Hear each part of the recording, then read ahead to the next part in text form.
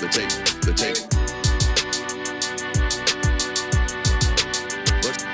Let's grind. The tape. We do it a little bit different around here. We ain't gonna play. We ain't gonna play. Shut up and grind the tape. Let's grind. We ain't gonna play. We ain't gonna play. Them dogs in your face. Let's grind. We ain't gonna play. We ain't gonna play. Shut up and grind the tape. Let's grind. We ain't gonna play. We ain't gonna play. Them dogs in your face. Shut up and grind. Let's grind. Grind the tape, bro. Grind the tape, bro. Grind the tape. The tape. Let's grind. Grind the tape, bro. Grind the tape, bro. Grind the tape, bro. Shut up and grind. Grind the tape, bro. Grind the tape, bro. Grind the tape. The tape. Grind the tape, bro. Grind the tape, bro. Grind the tape, bro. The tape. UGA game day, boy, we ball out. Pull up, put the whole conference in the doghouse. Leave them 6 feet, see me on the win streak. All-star status, go coach, and the bench deep. Right. Offense on 10, how we run it? Your best ain't nothing, we gon' send them boys punting. Yep. Black and red, got them dead on arrival. Defense hunker down for the tie. Hey, you don't want it with the dogs. Found guy on it, you don't want it with my dog. Break it down, play by play, that's the day-to-day. They know we ain't come to play, boy, it's UGA. Kirby Smart, I cannot play the fool. Back to back, we did not come to lose. Back to back, like we got something to prove. Pay your dues, dog nation on the move. What's up? We do it a little bit different around here. We ain't gonna play, we ain't gonna play. Shut up and grind the tape. The tape. The tape. We ain't gonna play, we ain't gonna play. Them dogs in your face. Let's grind. We ain't gonna play, we ain't gonna play. Shut up and grind the tape. Shut up. Let's grind. We ain't gonna play, we ain't gonna play. Them dogs in your face. Shut up and grind. Let's grind. Grind the tape, bro. Grind the tape, bro. Grind the tape. The Shut tape. up and grind. Let's grind. Grind the tape, bro. Grind the tape, bro. Grind the tape, bro. Shut up and grind. Grind the tape, bro. Grind the tape, bro. Grind the tape. Shut up and grind. Grind the tape, bro. Grind the tape, bro. Grind the tape, bro. Shut up. The tape.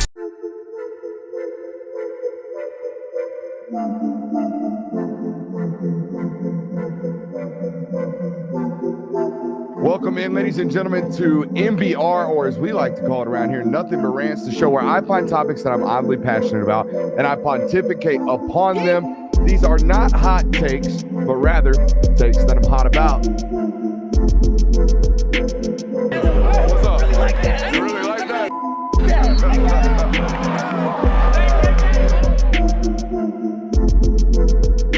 Let's shut up and grind some tape.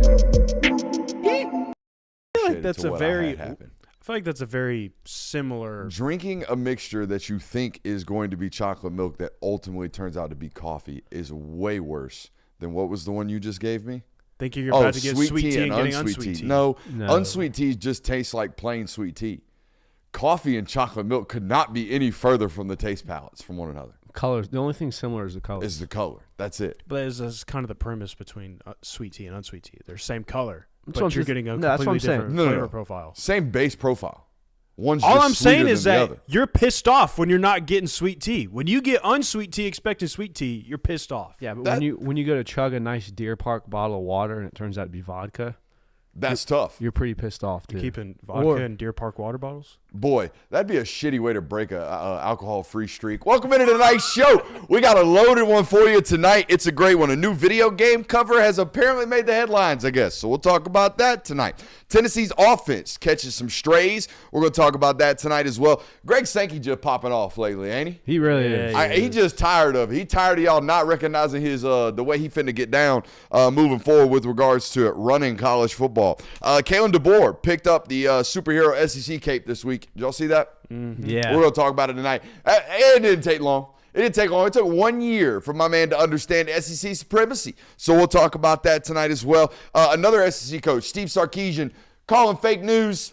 We love to see this little deny coming from Steve Sarkisian tonight as well, and much more.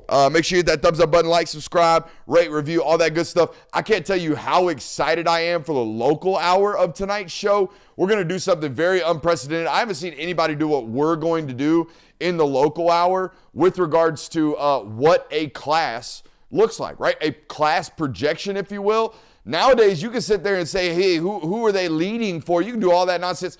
If it don't make sense on the fiscal budget, it don't matter. So we're going to try to do that tonight in the local hour as well. Make sure you're sticking around and hanging out for that one as well. Let's start tonight's show in, I guess, the headline of the day, which is college football 26 video game cover. I got to be honest, guys. I was all about making this content last year. I was all about, hey, 10 years without the video game. Let's spend a summer talking about the video game. I am all about talking about it last year. I ain't so excited about talking about it this year, but if you guys want me to talk about it, I will do so. So I direct the attention to our Google guru, Christian Kirby. Do people care about this? Dude, it was the only thing you could – if you Google college football right now, all it talks about is cover athletes, and then there's every sub-website that has so-and-so, our players on the cover this year. Now, that might just be a one-day hitter, but – Google is telling us that the people care about the college football video game. I know that our listeners, not all of them might, but... But on the bright side, before the people who do not care about the video game just check out and say, I don't want to listen to this, we're making fun of it today. So join in on the fun this time. This isn't exciting look content. at this new detail they just dropped. This is a... Bro, they really vamped Road to Glory. Yeah. That's not the takes you're getting here today. I got something for you. I loaded it up. I got a couple of observations, even though I'm not so willing to do so. The deluxe cover version that we're going to roast here in just a second looks like my 4-year-old photoshopped it, so there's that. I understand as well, it's very obviously a cloudy day out there in California when they flew everybody out to the Rose Bowl. That's a whole nother thing. We could have probably brightened the images up just a little bit. You're a billion-dollar corporation there, EA Sports. Probably could have done a little bit better job making sure we are properly backlit and we got the right kind of lighting on our subjects, if you will. I'm not necessarily a professional photographer, but it looked like boo-boo to me, okay? It looked like we spent a lot of money flying a lot of people out to an on-site location, and the photos turned out looking like crap for a one-day event. That's unfortunate. I know not a lot of cloudy days out there in Southern Cal, and you got one of them. That's unfortunate for you, but I think that probably points to the fact that maybe we didn't need to bring everybody out there. If you were just going to Photoshop us all on one screen anyways, hell, my SID department could have done that shit at home. We didn't need the expense budget, okay? So that's another thing. Like I said, the entire thing looks dark to me. In terms of the actual cover, not the deluxe version, I'm cool with Ryan Williams and Jeremiah Smith. I mean, I'm fine with the cover athletes. I don't think there's any need for that. But I figured I'd roast the photos that we're about to look at because – are y'all with me? Looks hella dim, didn't it? It sucks. Yeah. So let's go to the board. I don't hate the collage look of it, but... All right, I got some things to point out on this here collage. We got some folks. First and foremost, Nick Singleton, good football player. Front row Joe? Don't think so. No. Don't think so. I mean, I had to even ask, and I'm still not quite sure, is that Katron Allen? You know, that kind of thing. The thing I love about it is how James Franklin's head is just peering behind him, obviously in a much different Photoshop angle. Yeah, James definitely didn't show up. I can tell you who else definitely didn't show up. Dylan Stewart looks like that is the South Carolina roster photo of Mr. Stewart. I mean, he looks like they just ripped it off of South Carolina Gamecocks Online. Also, I love how we freed my man Reggie, all to put him on the front of everything we possibly can. We freed Reggie. Now let's make Reggie right. Let's make Reggie whole again. Let's let a whole new generation remember just how bad the NCAA over Reggie Bush. You know, there's a whole generation that don't even know who Reggie Bush is. We're inkling into that. Yeah. We're inkling into college freshmen never not been born when Reggie was balling. Yeah, that's already here. Yeah, I know. So it's hell getting old, man. After 20 years of us kind of screwing you, Reggie, we're going to put you front row, Joe. How about also my man Bryce Underwood, first year, hadn't played a down, second row. That what 10 mil do for you. That what 10 milli would do for you right there. And Michigan fan. What the hell did they do to Kirby? What's up with my man? Hayes Foster be doing him dirty. It looks like drunk Kirby every time. It looks like he's getting tickled when the picture was He does. He looks like he's getting his fanny tickled, doesn't he? Whoa. Just kidding. Marcus Freeman, handsome as ever, right there in the middle. I think the thing that bothers me most about this is Sam Levitt's D-bag photo. Is that what frustrates you the most? Yeah, that is I bad. don't mind Sam Levitt's. But I mean, come on, Sam. Sam's going to regret that when he's trying to be professional. I'm just kidding. No.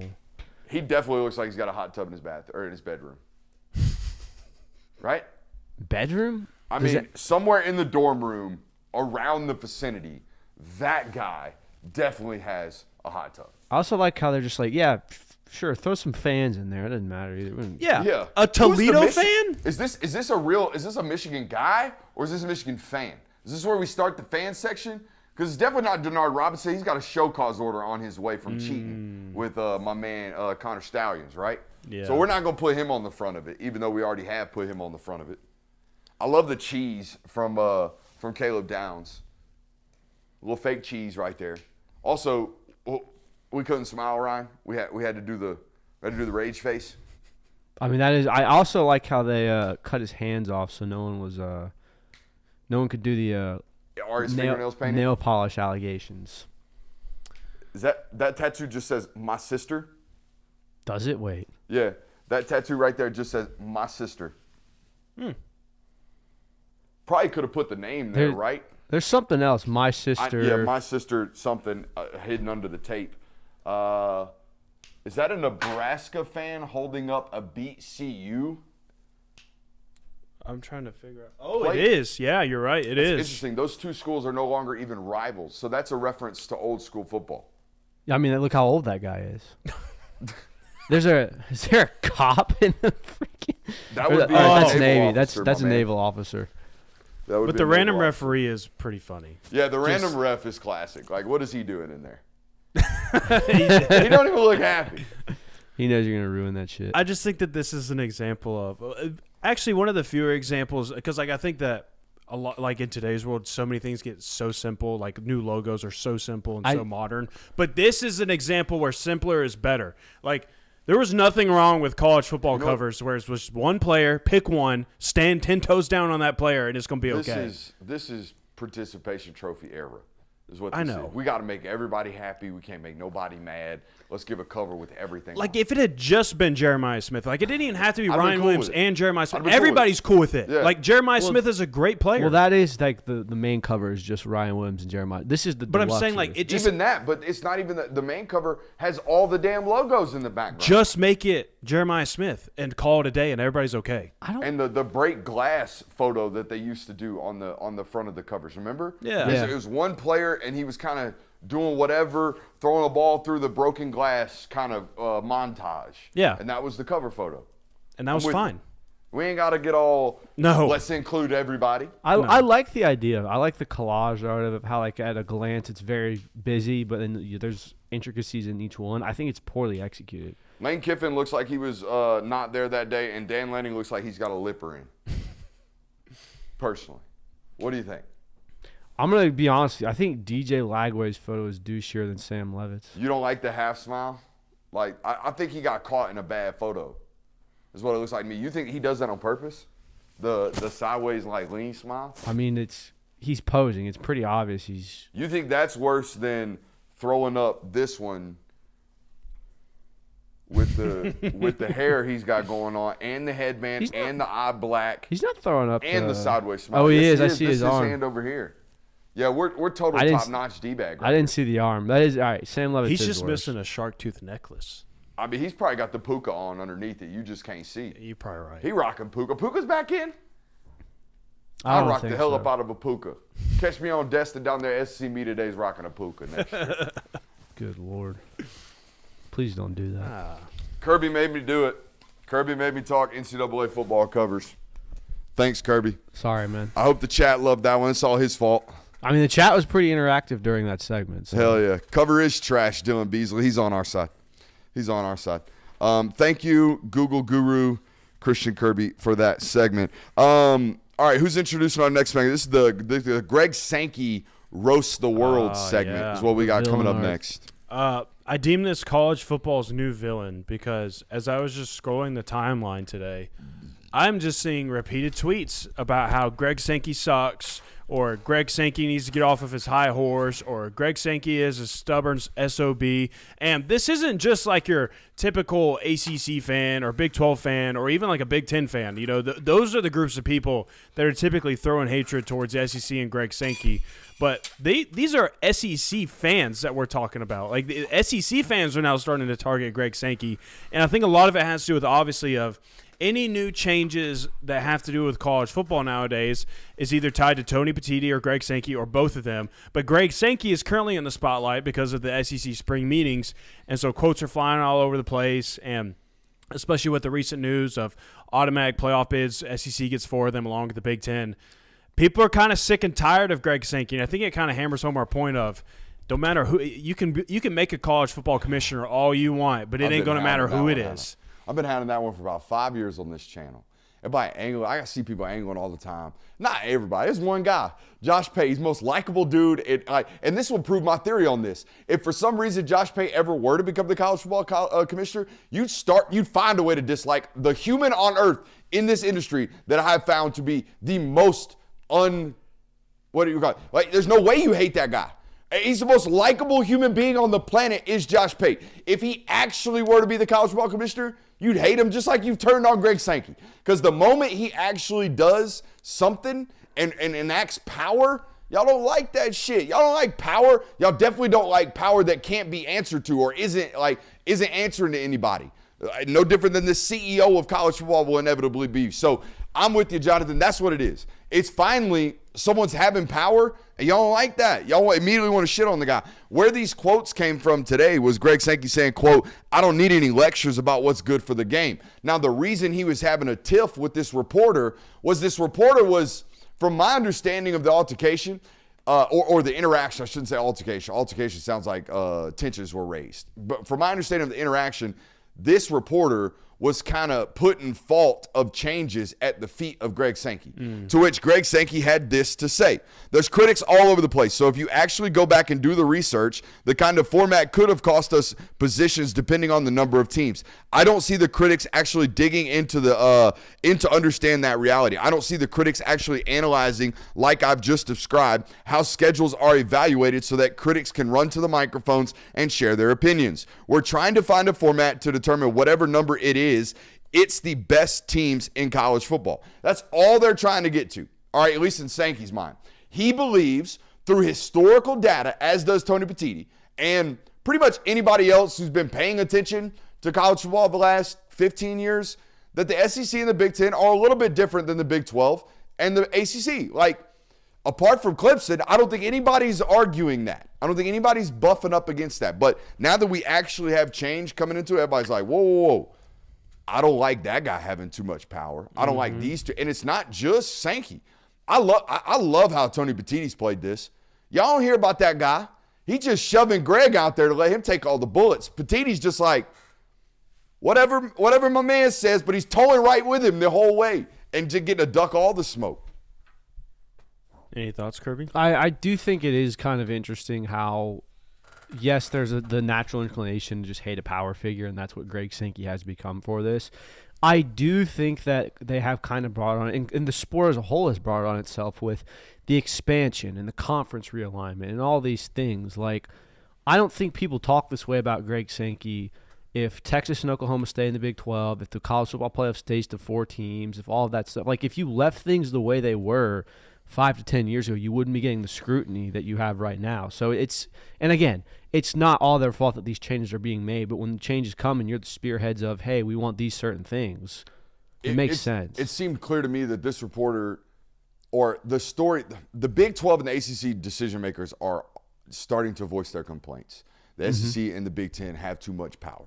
I've seen a plethora of articles today about how the SEC and the Big Ten have too much power, Where have y'all been?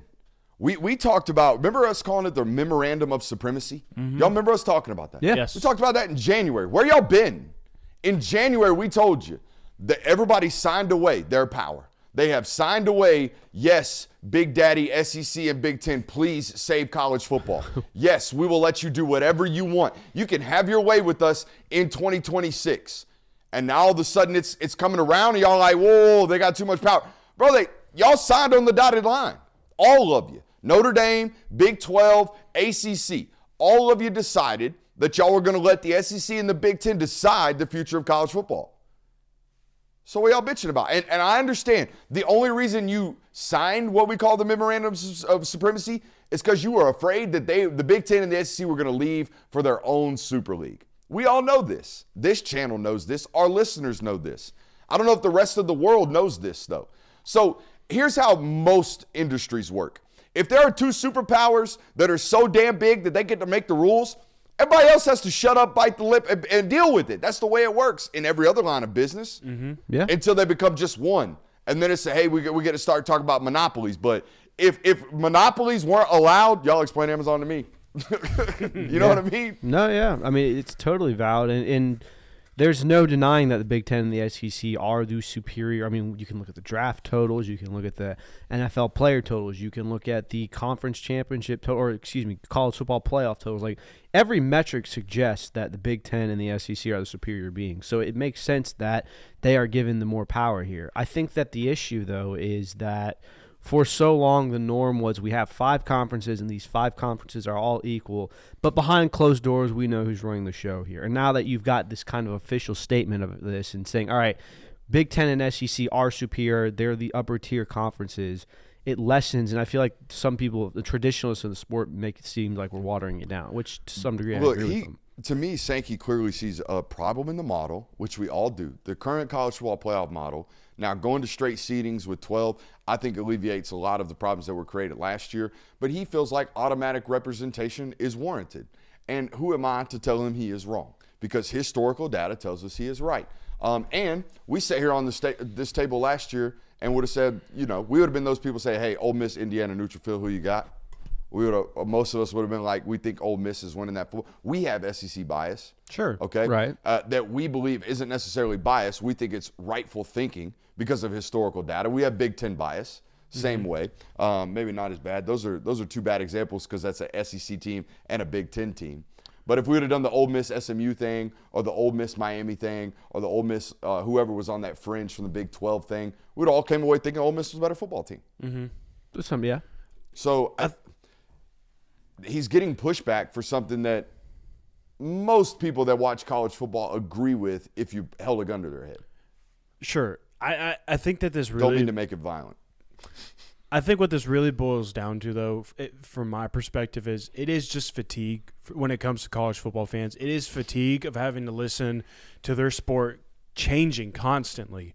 I mean, it feels like ever since the 2020 football season, it has just been step after step after step after step. And despite the fact that they are trying to make positive changes to a college football playoff, majority of college football fans would have told you we never even had to get to this point, that we never even had to go to 12 as quickly as we did, that there was a much simpler path to get to this point, to the fact where we wouldn't have to go into 1 year of a 12-team expansion, then have a 16-team playoff shoved down our throats and said, this is what's happening next year, so we get ready for it, while also changing the 12-team playoff format after 1 year. If we would have just simply gone up a similar, like a step ladder, essentially, like if you want to expand, that's fine. But when you're just jumping from 4 to 12, you're opening yourself to all of these issues. You're opening yourself to all of this criticism. Sankey's reasoning for tweaking this is because he thinks that they have found errors in the model, and the idea that we're going to create a model. And here's the quote: "We provide a model and then we sit on our hands for a year and a half, 2 years, as opposed to looking at the in-depth issues I'm describing about the game and the concerns about the regular season scheduling being impacted by what we have right now."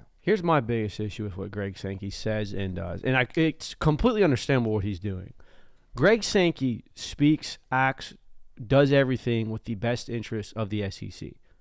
If Greg Sankey could, he'd have 8 teams from the SEC in the playoff. Like things like so, and I think we all kind of, that's the unspoken understanding of that.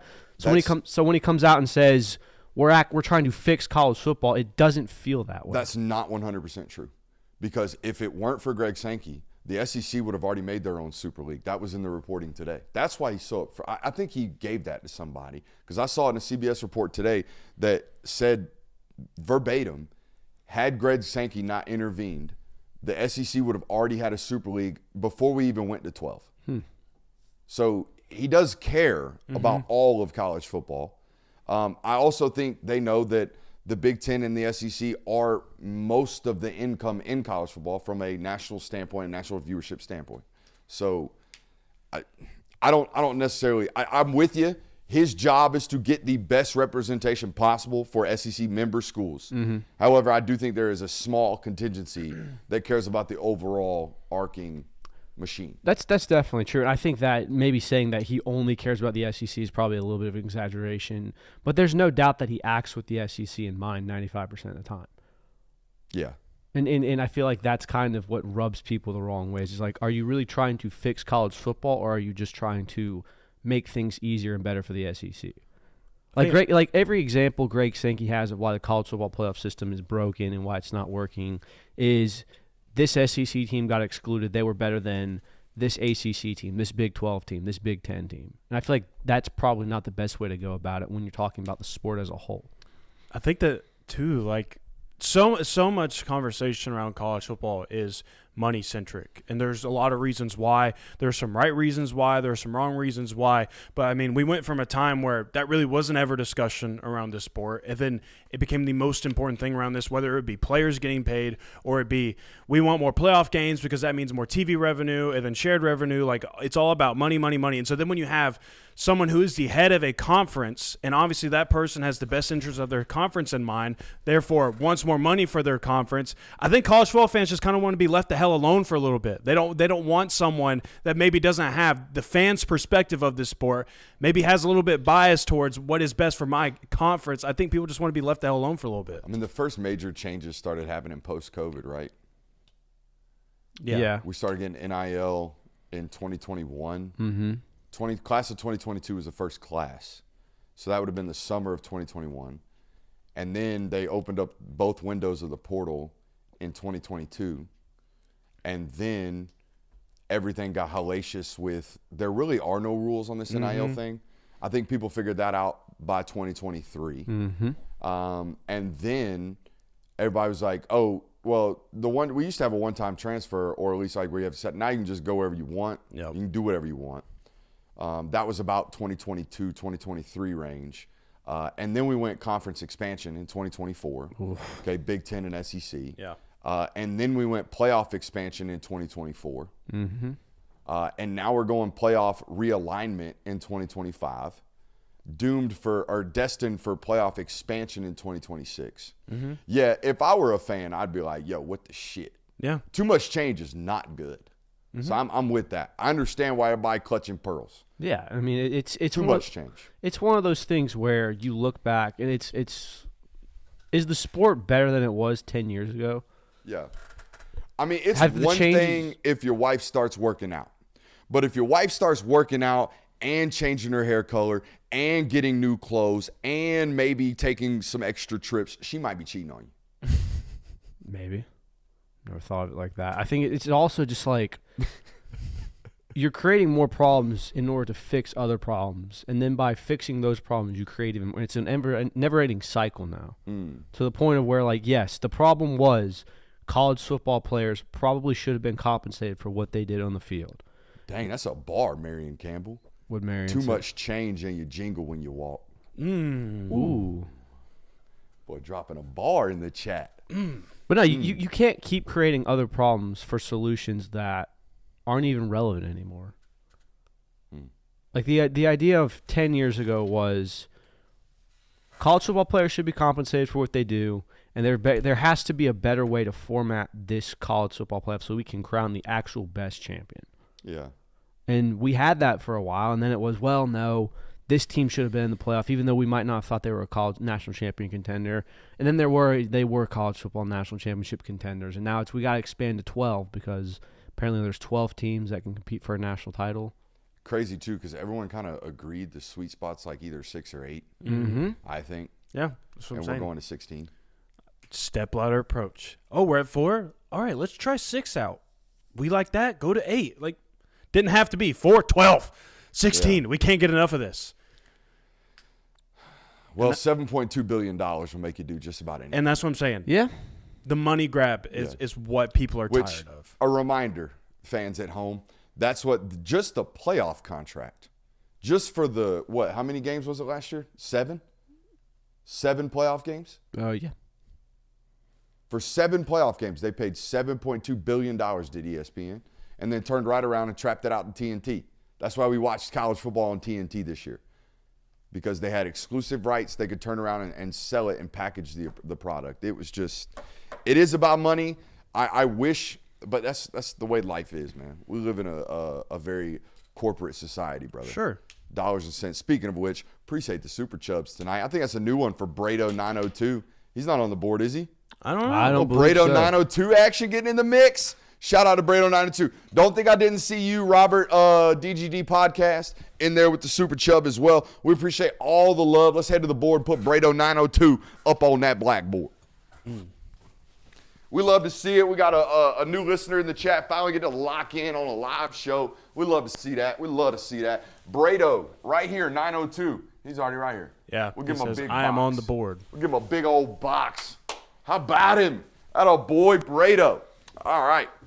Where are we going next? Oh, so it's clear to me, and I kind of just talked about this. It's clear to me that Sankey's primary objective is to let everybody in the world know that SEC team schedules are way harder than everybody else's. And it's bullshit that nobody takes that into account. Every time I hear him speak about the college football playoff format, the main priority focus he has is, hey, we play tougher teams. We should get the benefit of the doubt. And that's what he talks about over and over again. And honestly, I think they do. Yeah. I think they do get the benefit of the doubt. I've also never understood what does adding the extra conference game do to the schedule that makes it so much crazier. You got to play one more. Well, yeah, I get that, but it's It's so that. Well, it also increases your chances that you play Texas and Alabama in the same year, or LSU and Alabama in the same year. You see what I'm saying? Yeah, I mean, it increases that difficulty of schedule by a small or a relatively large fraction. The only time I ever see people complaining about it is when the Big Ten is playing their 9th conference game and then the SEC teams have their cupcake game They're playing Marshall before at home. rivalry week. Yeah. That's the only time that's really talked about. I think Georgia this year has like Charlotte Yeah. right before they play Tech. Mm-hmm. yeah. So I understand it, but I also understand like an SEC team. Almost all what was last year's top 25 RPI was like 17 SEC teams. Mm-hmm. So what? We give them a 9th conference game to just make sure we have all 16 teams inside the top 16. Yeah, you don't need to do that. There's no need to do that. So but it's not just the going to 9 thing. It's every time he gets in front of the microphone, he starts talking about scheduling. Our scheduling is way tougher. Can we get some type of strength of schedule metric put into that, right? That's to me, when he's talking about it's important that we get the best teams and we have the right metrics to get the best teams, that's what he's referring to this week. And honestly, every other SEC coach that gets in front of the microphone has clearly been handed the same talking points, like Kalen DeBoer, who got quoted today, and I think the internet kind of flamed him on it. Quote, I wonder what would have happened if other people played our schedule when asked about missing the playoffs in year 1. That's how he's quoted. That was not the context of the quote, and I really, really wish people would stop. Did it get one of y'all? It kind of got me. It kind of got you. At first, where you want to come on here and you want to say, hey, DeBoer, don't lose to Vandy, you dipshit. I mean, don't lose to Michigan, you dipshit. honestly, there's still that though. There's still that. It's like if you had lost to Tennessee, Georgia, and South Carolina, 3 teams that were very solid, that you lost to arguably the bottom 2 of the bottom tier SEC teams. Honestly, I've just gotten to a point where anytime I see a snippet of a quote from a coach, I just assume that it was taken out of context. Yeah, this one was. Everything is nowadays. Yeah, this one was. He wasn't even like the quote got ripped about him explaining why he didn't make the college football playoff. That's not what the question was actually about. It was actually about going to 9 conference games. That's what the legitimate question was about. And here's the quote. I'm open to whatever. I'm open to hearing conversations. There are certainly thoughts you have, but I can't say they're concrete in my mind. Yeah, you kind of wonder what would have happened if other people would have had the chance to play our schedule last year. And that would only get tougher. I know you played a full SEC 9-game schedule. I know if you played a full 9-game SEC schedule, I know from our end going into the season, we're already playing 10 Power 4 games with Florida State and Wisconsin this year on top of the 8 SEC games. I know we haven't held back at this point on anything when it comes to playing a tough schedule non-conference-wise. That's what he was talking about. He was asked about, will you go to 9? He was not asked about what happened, why didn't you make the playoff? Well, our schedule was tough. That's how he got quoted. And the internet cooked him. Yep, and I understand why the internet cooked him. They did the same shit to Matt Rule the other day. What's up? I'll be up there. Y'all got show for 20. By the way, yours truly dropped his phone in the lake while I was out in Texas. So my new one just showed up at the house. I got to go activate it. So handle it. You're good. We said it was be what about Man, 9? we're back. We Should said I it'd be put about the poster back up? Should I put the don't Kirby put J. Will the- poster come back tear up? that shit As down long if you as I'm do. back for the local hour, I'm good. That was a stern no. Oh, I get the laugh. Well, I just don't want to take it with me to disconnect. Sick. All right, let me propose something too, because this whole 9-conference game, I don't understand the argument for that, and here's why. 9 conference games in the SEC is still harder than 9 conference games in the Big 12. It's still harder than 9 conference games in the ACC. There's not a difference when it comes to that. Why don't we have a system where everyone goes to 8 conference games? That's still plenty of interconference scheduling, things like that. 8 conference games, you get your 2 cupcakes, schedule whoever you want, pay them millions of dollars, kick their teeth in, and then do 1 Power Force game that you have to do. You get your Ohio State Texases, you get your Georgia Clemsons, you get these Auburn Penn States that are really exciting non-conference games in the regular season that feel like they have playoff or bowl game implications. I don't understand why we're so strict on, hey, let's keep it within the conference and just expand the conference schedule when you can go to these other schools. I mean, I've always said that I think that college football should adopt what college basketball does, where there is always the Big 12 versus the SEC matchup, and it's one singular weekend every single year where the SEC, every SEC team plays a Big 12 team, and then the ACC does it as well. They just need to do that in college football, like how the NFL does it, to where everybody has the same number of division opponents and you play the same number of divisional games, but on top of that, you also have some crossover games. That's all college football needs to do, is everybody plays 8 conference games, and then on top of that, one year you do the SEC versus the Big 10, and everybody gets matched up with the Big 10 team, or then you go to the Big 12 and everybody gets matched up with the Big 12 team, or the ACC, however you want to do it, and every conference can cross over because there's 4 of them, so it's super easy to divide between one another. That'd be the simplest way to do it, because then there's no complaining about anybody having more conference games, and you get some crossover between the conferences, which ultimately is going to help you with the playoff seeding. And again, what's the main argument every year when it comes down to you get to the late November time, you're reaching the end of the regular season, and it's, well, Georgia hasn't played as tough a schedule as Ohio State, or, yeah, Clemson played so-and-so, but they played an ACC schedule. It's not as tough. What is adding another ACC team going to do to that? And we always get to the point where, oh, so-and-so, this conference is better than this conference. And the only way it gets settled is then through the bowl games. And then guess what? The bowl games don't matter because half of our starters were out. This was your Super Bowl, yada, yada, yada. When you have regular season non-conference games, like the Texas-Ohio State game is going to be a very important game this year, and is going to be a metric for these two teams are measured up against.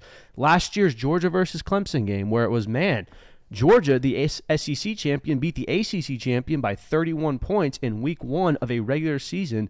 That says something. Michigan got their heads kicked in by Texas at home.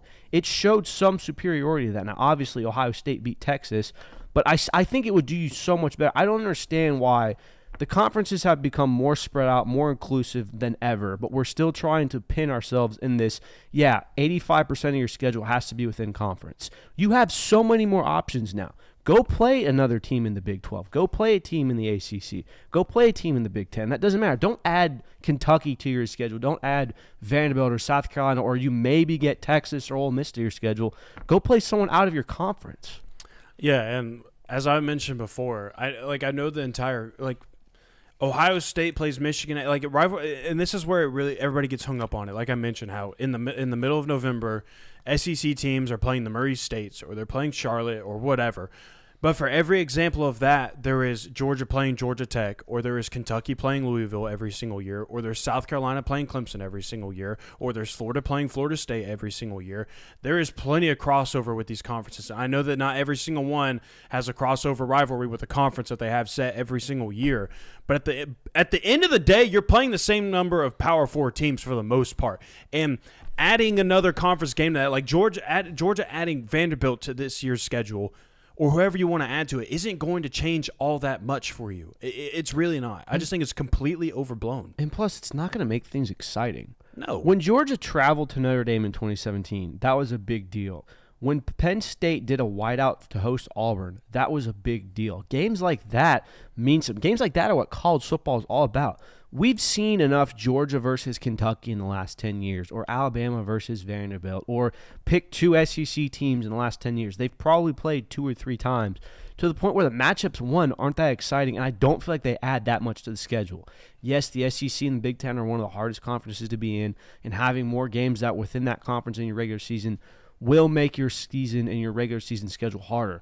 But I would much rather trade the extra SEC game for a Big 12 game, or a Big 10 team trading that 9th Big 10 schedule to go play a team in the ACC because it's a matchup we don't get to see. And it's advertised in the playoffs as, hey, this is why the playoffs are so great. This is why we need to expand to 16 because you only get these matchups in the playoff.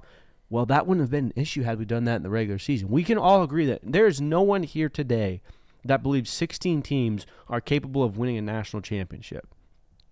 I mean, that is a fair statement to make. Why did we have to expand so much to be as inclusive as possible when there's 3 blank spots sitting right there, or 3 to 4 blank games sitting right there on your regular schedule that you could have had? And to the credit, some schools have done this. Ohio State and Texas are doing this year. Georgia and Clemson did it. Florida and Miami do it every now and then. Like, it happens. I'm saying make that the metric as opposed to, all right, we're doing 9 conference games because that's going to make the scheduling fair. Do 8 conference games and then add 1 more power forward to it anywhere you want. Yeah, and I know that I mentioned Vandy as an example of adding that to Georgia's roster. Yeah, that does move the needle. And if South Carolina was added to Georgia's schedule this year, yes, that would certainly push the needle in the favor of, wow, that schedule's a lot more difficult. But like, if we want to discuss the Big Ten, the team that is always talking about how they play 9 conference games, the competitors in that conference are Ohio State, Michigan, and Penn State right now. And then it's getting into the territory of maybe Illinois or maybe Indiana this year with Fernando Mendoza. And then it's a strong drop-off after that. Like, you get 5 teams maybe that you would say are strong contenders. You can get about 8 or 9 deep in the SEC of strong contenders to where, yeah, Ohio State is playing 9 conference games, and they might have Penn State and Oregon on the same schedule this year. But they're also playing Purdue, they're also playing Michigan State, and they're also playing Maryland. If those 3 teams were added to Georgia's schedule, nobody's batting an eye at anything or saying, like, man, that's a gauntlet, man. That's kind of my point of there's a little bit more room to play with in the Big Ten than there is the SEC. And I know that sounds like SEC bias, and it probably is biased, but I think that's just the bottom line truth. But I don't think you also can do that of, these teams actually play each other in regular season. There's some metric to go up against. It was a lot faster than 20 minutes. All set? Well, it's got a software update going on. And making me nervous of going naked iPhone. Ooh. Naked iPhone, scary business. Nah, just keep it over the carpet. You'll be fine. What were y'all talking about? We were talking about this. So instead of, I wish schools would adopt this. Instead of doing 9 conference games, why don't you do 8 conference games and you have to have a Power 4 opponent scheduled out of conference in that? Yeah, so like the Big Ten's already gone to 9. They're never coming back. I get that. Yeah. And I understand that. Like, I'm not saying this is like the solution that they need to adopt, but I feel like that would make things so much easier. Who doesn't check this box? Who doesn't have at least 9 Power 4 opponents? Georgia's guaranteed to play Georgia Tech every year. South Carolina's guaranteed to play Clemson every single year. Right. No. Florida plays Miami or Florida State every year. Right. My argument is instead of this make it 9 games for everyone, 9 conference games all across conferences, do 8 conference games and then play someone out of your other conference. Add that to your schedule instead of the 9th game. Yeah. Because you get SEC playing Big Ten in the regular season more. You get the ACC and the Big 12 intermingling That's more. the one. If I were a Big Ten team right now, I'd be like, hey, yo, they better go to 9 if we're going to have these crossover games that y'all keep telling us we're going to have. And see, I know Mundangerous is mentioning that LSU, Bama, and Auburn are not guaranteed to play an extra Power 4 team, but they are. Alabama is doing that this year. LSU is playing Clemson this year, and LSU's done that the last 4 years. And Auburn's playing Baylor this year. They add these games knowing this, so they're already doing it naturally, anyways. Now, Ole Miss might only have 8 Power 4 games this year, but that's because Wake Forest backed out of their game this year. Mm-hmm. Now, you can make as many jokes as you want about Wake Forest, but it is what it is. That was Wake Forest's problem. Wake Forest got beat 48-3 at home, and they're like, hey, we'll pay you $2 million to not have to come down there and get our ass beat next year. So I understand the gotcha moment for Ole Miss, but that's a gotcha on Wake Forest. I just think you would add a lot more excitement to the college football schedule, and there would be a lot more of you would mitigate the fact that the Big Ten can look at the SEC and say, you're not playing as hard of a schedule as us because you're only playing blank, and the SEC can go, that's not true. We played 8 conference games, and oh, by the way, we played Indiana or Penn State or Michigan State this year, and we beat your Big Ten school. So I think it's a much better way to go about things. Shout out to the homie Bakari Burton. I know that name's not up on Bakari. Huh? Bakari. Bakari, that's what I said. I thought you said Bacardi. No, but that's dope too. Bakari Burton going up on the board. I got a nice little spot for you, Bakari. I wonder if he's named after Bakari Rambo. Spelled differently. Shout out to Bakari. Appreciate you, my man. And yes, of course, podcasts are very, very important when you have a long commute, okay? When you're driving around, no better thing to listen to than the Film Guy Network. Amen? Amen. Amen. You can find us on wherever you get your podcasts. Just search the Film Guy Network. So how about that? You know what's weird? We never get that opportunity.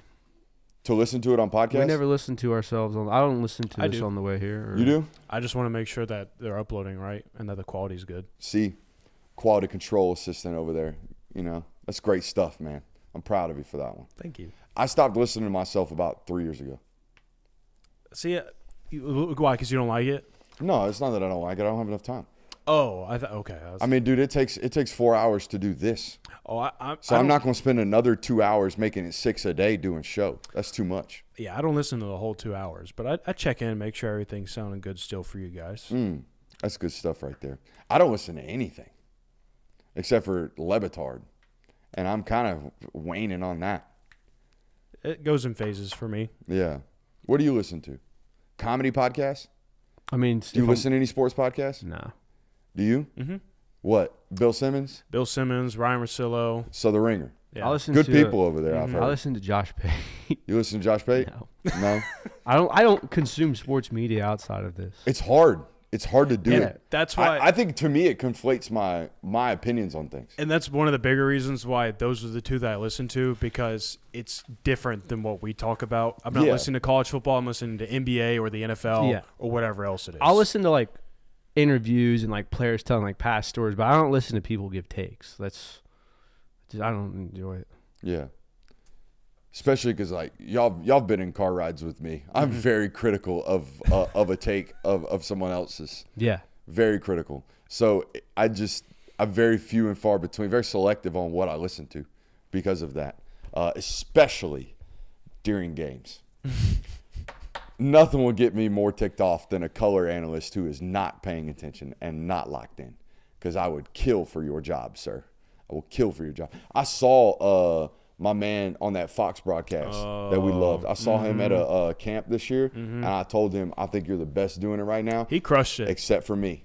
Did you actually tell him that? No, I just told him as someone who one day knows like I could do that if they actually gave me the chance. I'm very critical of other people, and listening to you, you're great at what you do, so keep doing it. He crushed it. I don't think he needed my help. He's already got Emmys, so he didn't need my compliment. He gets it from the awards. So there's that. Where are we going next? What were y'all doing while I was upstairs? We were just talking about the conference schedule realignment. So y'all continued with this? Yes, we continue with that. We proposed that. We've still got Sark Hey, denying. by the way, I know they were pre-scheduled and it was years in advance, but bragging on Florida State, Wisconsin being on your schedule, I don't know if that's the move, big dog. You're going to beat Florida State to start the season, Alabama by 30. All right? You beat Wisconsin last year at home up there in Madison by 40. What if Alabama doesn't beat Florida State by 30? Then fire everybody. No, I'm just kidding. I do think that's going to be Lee Corso's final headgear pick, though, because Fox is going to be at Texas and Ohio State. Yeah. For some reason, I thought Game Day announced they were going to be at that game. I don't think so, because I was reading something the other day how it probably won't be the Ohio State-Texas game because Fox already has the rights to it. Dude, riding out in the sunset. That's a noon kick. Mm-hmm. Riding out in the sunset, picking your alma mater. To lose. Yeah. To be wrong. Yeah. He's going to do it, though. He's going to pick Florida State. He has to. What? Is that upset season? Oh, maybe. Week one in Tally. Chat says Gus Malzahn's the Bama Slayer. I mean, He's not wrong. he's got a point. He's not wrong. Maybe Ed Jordan-Hare or with Cam Newton. Yeah. Two things he doesn't have. I'm pretty sure like all of his wins at Auburn over Alabama were at Jordan-Hare, except for that one Cam Newton came from behind Yeah, that. I believe so. Well, he wasn't even the coach at that point. He was. No, you're right. yeah, Gene you're Chizik right. was. Gene He was the Chizik OC. So that doesn't even count. He beat all of his Cheesesteak. Bama wins were at Jordan-Hare He where beat that him in funky magic happens. 13, 17, and 19. Yeah. Don't count. Asterisks. Asterisk. Jordan-Hare asterisks. We'll put a hyphen there instead of an asterisk. That'll be fitting. Yeah, I mean, if Carry On Johnson. Get that guy out of here. Nick Marshall. Nick Marshall, Carry On. Bo Nix. Bro, you took an L to Nick Marshall, Nick Saban. That's crazy. No. 2013 Nick Marshall was something else. You're right. He was on something different. Yeah, he was. That's what they're hoping Thomas Castellanos can be down there at Florida State. Rumors are talking. Rumor mill speaking. It's yapping up down there. It's yapping. Dude had 18 INTs last year, didn't he? I think so. I don't think he finished the season as a starter either because he did. quit No, he did about not. 8 games in. He did not, yeah. A turnover prone. But hey, he beat the Knowles last year. He did, didn't he? Oh, he beat him good, dude. Oh, he beat him. Didn't he beat him 2 years in a row? I don't know. No. No, they went would have been undefeated. undefeated. Yeah. But he gave him a run. They were unconquered. Yes. in I think he put up 400 2023. total yards of offense or something like that. Mm-hmm. So Mike Norvell, we'll see. Now I do believe, I truly believe Norvell's offensive systems almost require running quarterbacks. Like that's what my man broke his leg. What's his name? Jordan Travis. That's what Jordan Travis brought to that offense that was so dynamic is the quarterback run game. Mm-hmm. Does the name? I'm very. Oh, no, that's Andy Kicklighter. He's not going to be trolling me. Hey Brooks, does the name Nardo Govan ring a bell for you? Anybody? No. no. By the way, Andy's offered up his place in Nashville for us if we're ever back in Nashville. Heard that place is lit. It's a vibe. Especially if you're staring at it from a hotel window. You can just you feel the vibes from across the bridge. Especially if you're staring out the hotel window, interstate side, not the one facing the city. It's a vibe. Oh, was DiNardo the guy with the face mask? I don't know. Who's the guy at Georgia with the robot face mask? Oh, that that's played Quavon fullback? Hicks. Ah. He was a fullback. Oh, number 48. So there's that. Does Tennessee need to change their system? That's a great transition right there, Curb. No, because college football is about winning games. Yeah. That's what it's about. It's not about like Josh Heupel is not going to get fired because he doesn't produce first-round wide receivers. He will get fired if he goes 7-5. Yes. You know what I mean? Mm-hmm. So if Josh Heupel has been averaging 10 wins over the last 3 years at Tennessee, the previous 22 years combined, they averaged 7.5 wins a season. Whatever he's doing, he needs to keep doing. Now, I know why you're doing this because we wrote articles about it today on our SI networks. There were PFF guys. I'm going to jack my man's name up. Sam I have the names Monson right here. and Palzalzo. Palazzolo. Palazzolo. Mm-hmm. Okay, my man Monson and Palazzolo went on their PFF podcast and were like, do you have the exact quotes? This is a gimmick offense. This shit ain't real. It's not a real system relative to an NFL system. It's abstractions. You're looking at wide receivers like this is not a wide receiver tape. This is effectively like picking an athlete and asking him to go run a go route in a hitch in practice and being like, yeah, that's my number one wide receiver. It's impossible. It's a complete and total projection, Monson said. Okay. I feel like far too often, for some reason, college success is tied up in what players do in the NFL. Yeah. And I don't understand. It's two completely different leagues.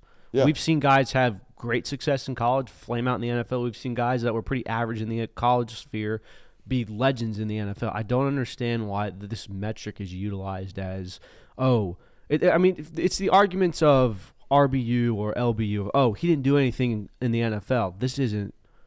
Why is NFL success measured in some sort of metric for what college teams do? Now, I will say it is a little interesting that we're entering a season in which we have major questions about Tennessee's wide receiver room, and then we're also having this discussion about how Tennessee's offense doesn't exactly get guys ready for the NFL. Now, he's winning games, and again, that's the biggest goal for Josh Heupel, and that's what he needs to be doing, and whatever puts him in the best situation to win football games is what he needs to do. Mm-hmm. But there might be a downside to that, and that downside might mean you might not get Mac Matthews in 2 more years because it didn't pan out the way that you had hoped it would. Yeah. Or maybe because Jalen Hyatt, despite winning the Blitnikoff, is being a flame out in the NFL right now. You know, like those types of things. The downside of not having a NFL-ready system is that it hurts you recruiting. Yeah. But other than that, if the system works, the system works. If you can run, if Paul Johnson ran the triple option for 12 years at Georgia Tech, Like, because it worked. Mike Matthews is the one and only blue chip wide receiver he's had. Yeah. So what are we doing there? And it's also like Mike Matthews was a freshman last year. Yeah. And he still very well could be that. sure. Yeah, and they've ordained this kid a bust already because he wasn't a 1,000-yard receiver in the first year he was there. My take on the draft success or lack thereof was, like, if Hendon Hooker doesn't blow his knee out, that guy's probably playing NFL football right now, I think. I thought he was a really good decision maker. He was a second-round pick with the Lions. I think he's maybe a borderline, like, late first-round pick with someone who might actually play him. They took him in the second round just as good insurance as a backup. So I think he would have been an NFL player. Joe Milton is still wowing people right now. I saw an article about him maybe taking over Dak Prescott's job. I think they're watching too many throwing clips, but it is what it is. It proves that all it takes is a good arm for fans to act stupid.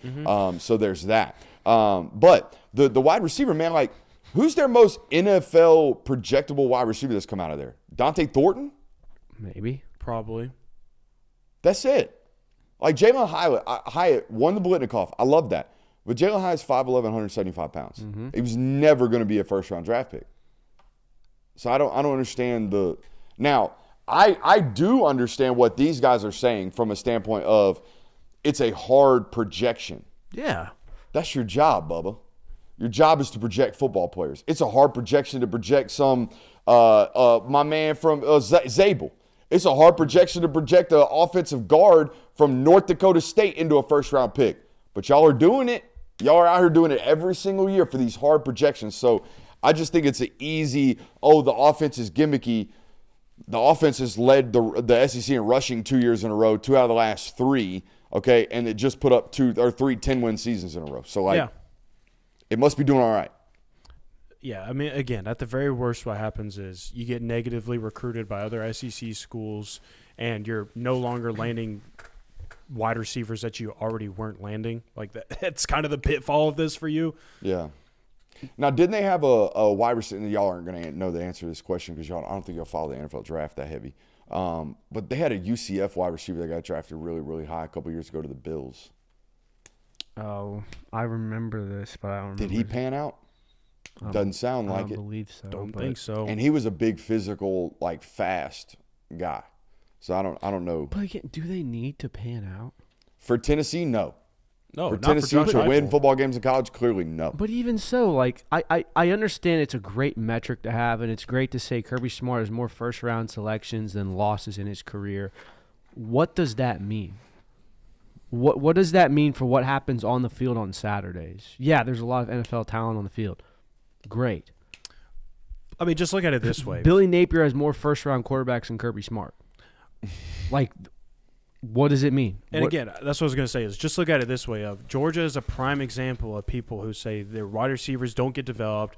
They don't ever have first-round talents. Well, they had Ladd McConkey and George Pickens, and coincidentally, they signed their best wide receiver recruiting class this past season. But it was not because of Ladd McConkey and George Pickens. I can guarantee you that. It wasn't because they finally had proof of, like, we can develop these guys in NFL draft picks. So ultimately, it doesn't even do that much for you. Gabe Davis is still in the league, right? Yeah. Yeah. That was him. Okay. Oh, he's been a solid option for them. Yeah. So that's his He's not on the Bills anymore, I don't believe. success story. if But you when he will, was, He was a very good player solid. for He was them. very at the solid wide receiver 3. position. He was a captain for the Bills and then signed pretty decent free agent contract with the Jags. So he's panning out. But that's the best NFL success story out of the Heupel system in the last 7 years. I mean, the Heupel. Okay, well, the Heupel system. You're thinking UCF as well. Yeah, includes UCF. Okay. Yeah. The wide choice, what they do. Yeah.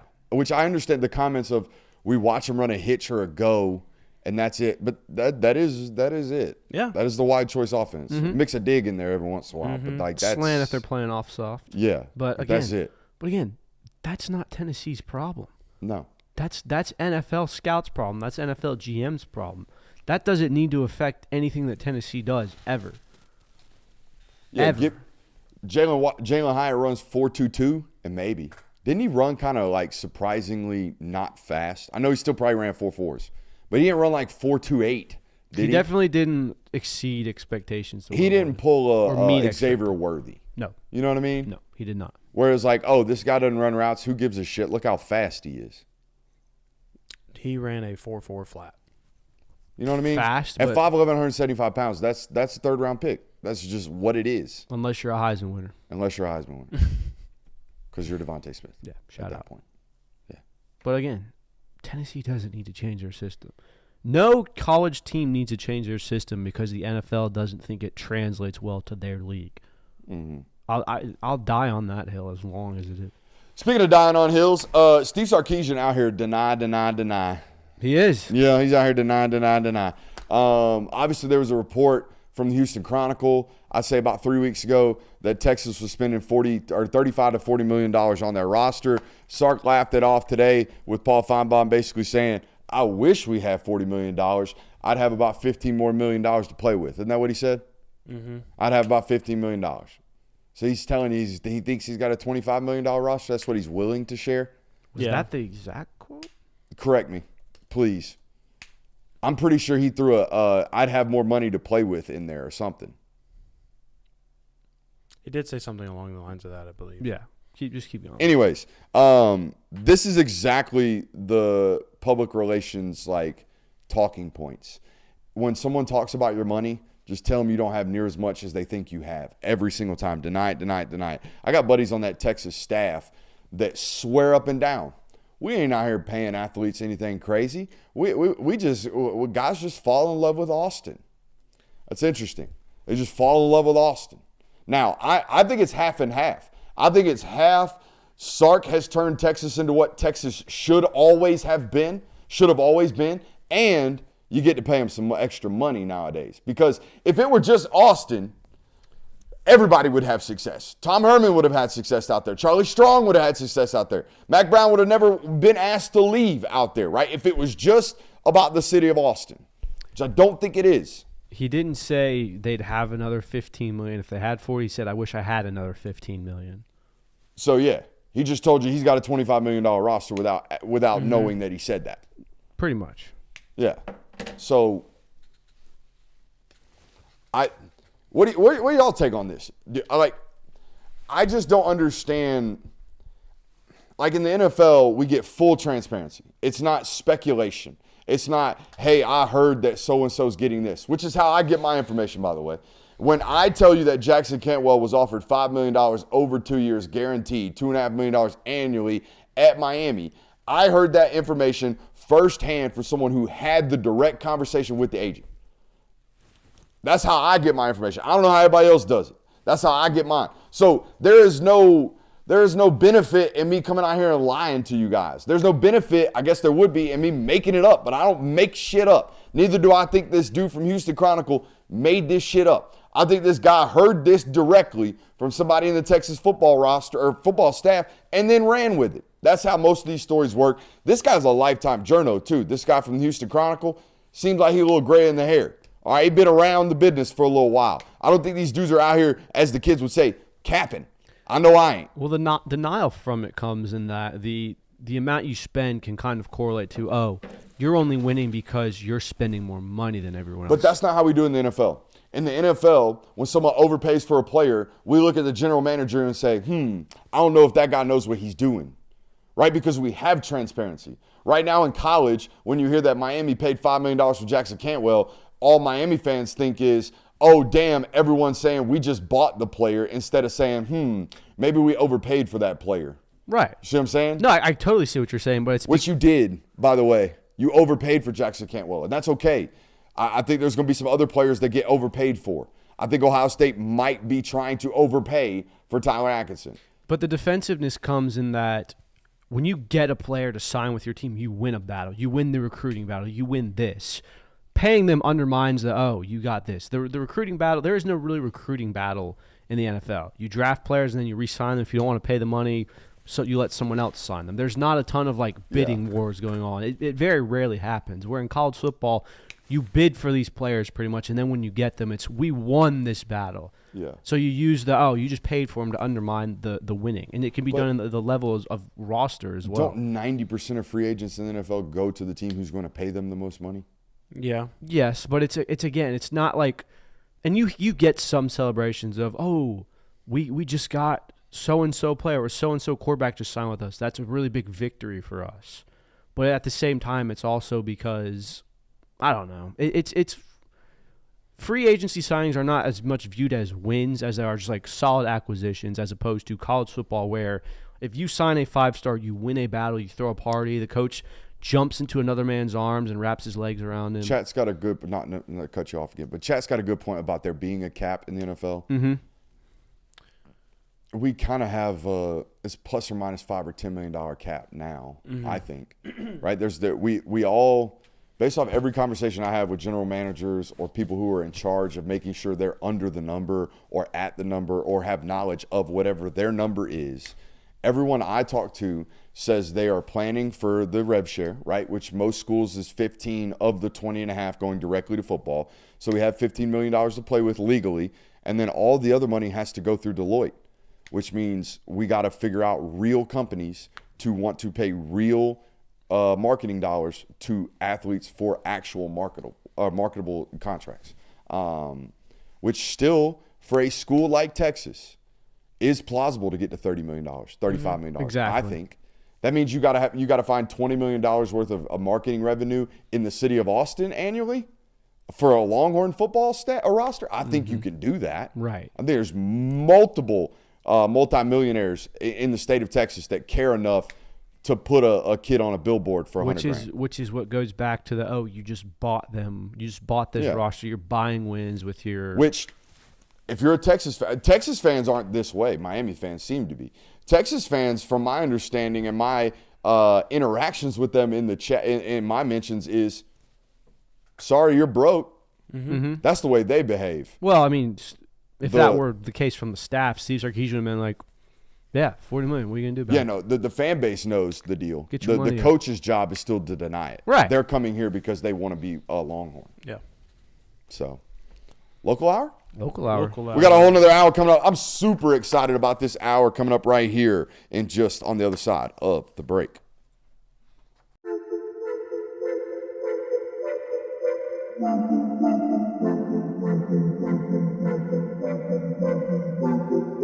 Welcome into Talk the Dog, the show where we find a bone to pick and a take to give.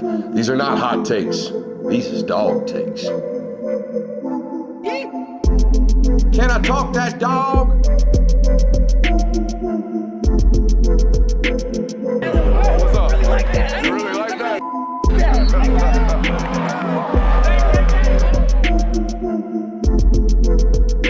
Let's shut up and grind some tape.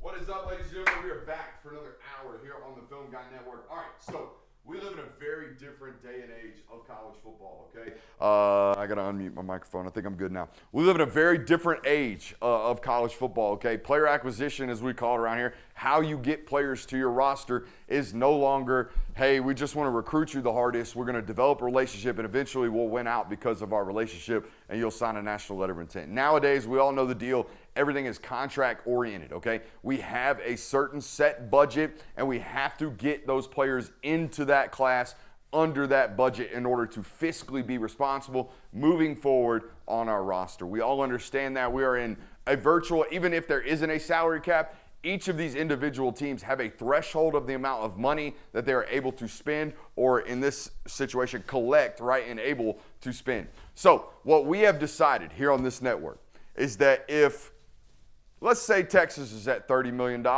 let's say Georgia's got a $30 million roster. And I do want to preface this, okay? And I think we have the overlay put up. Let's go ahead and put the overlay up. This is all projection. We're going to start talking about finances on this show like we have never done before. Okay, we are going to start talking about salaries on this show in this next segment as we have never done before on this channel.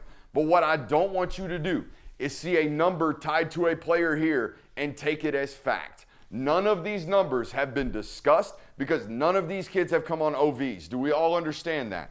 Okay, so everything on this board moving forward is just for play.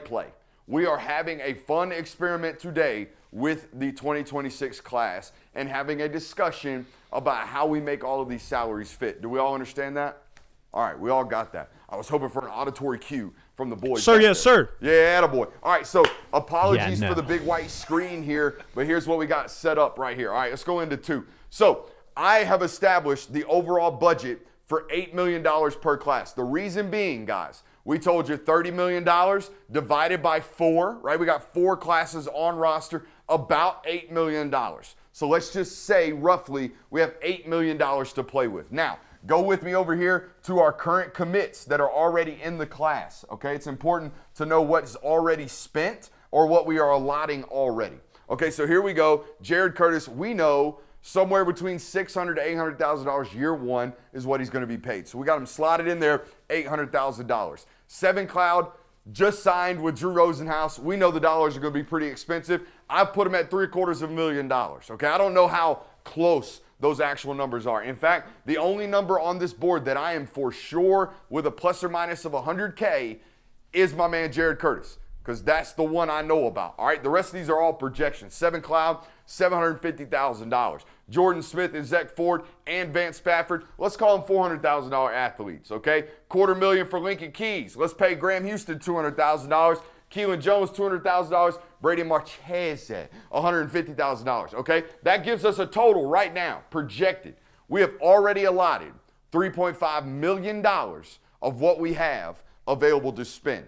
Okay, so that's where we're starting tonight in this hypothetical, mythical situation that we're having fun with.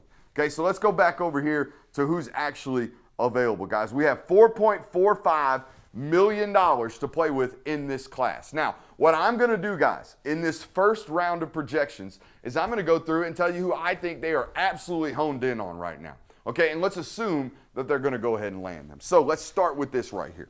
Number 1 on the board for me that I think, hey, gotta have, they're gonna go balls to the wall, is one Mark Bowman right here, tight end. I got him listed at $800,000. Wait for me, Jonathan, and I'll have you pull all these over here in just a second, okay? Now, they might be out on Tyler Atkinson, or they might miss on Tyler Atkinson, which means Shadarius Tootle, pretty big target right up after that, okay? Who else do I feel good about right now? I feel really, really good about Ryan Mosley, the wide receiver out of Carrollton. I know that they're going to do almost everything it takes to land Kamari Brooks out of North Oconee. We're going to put him in the mix here as well.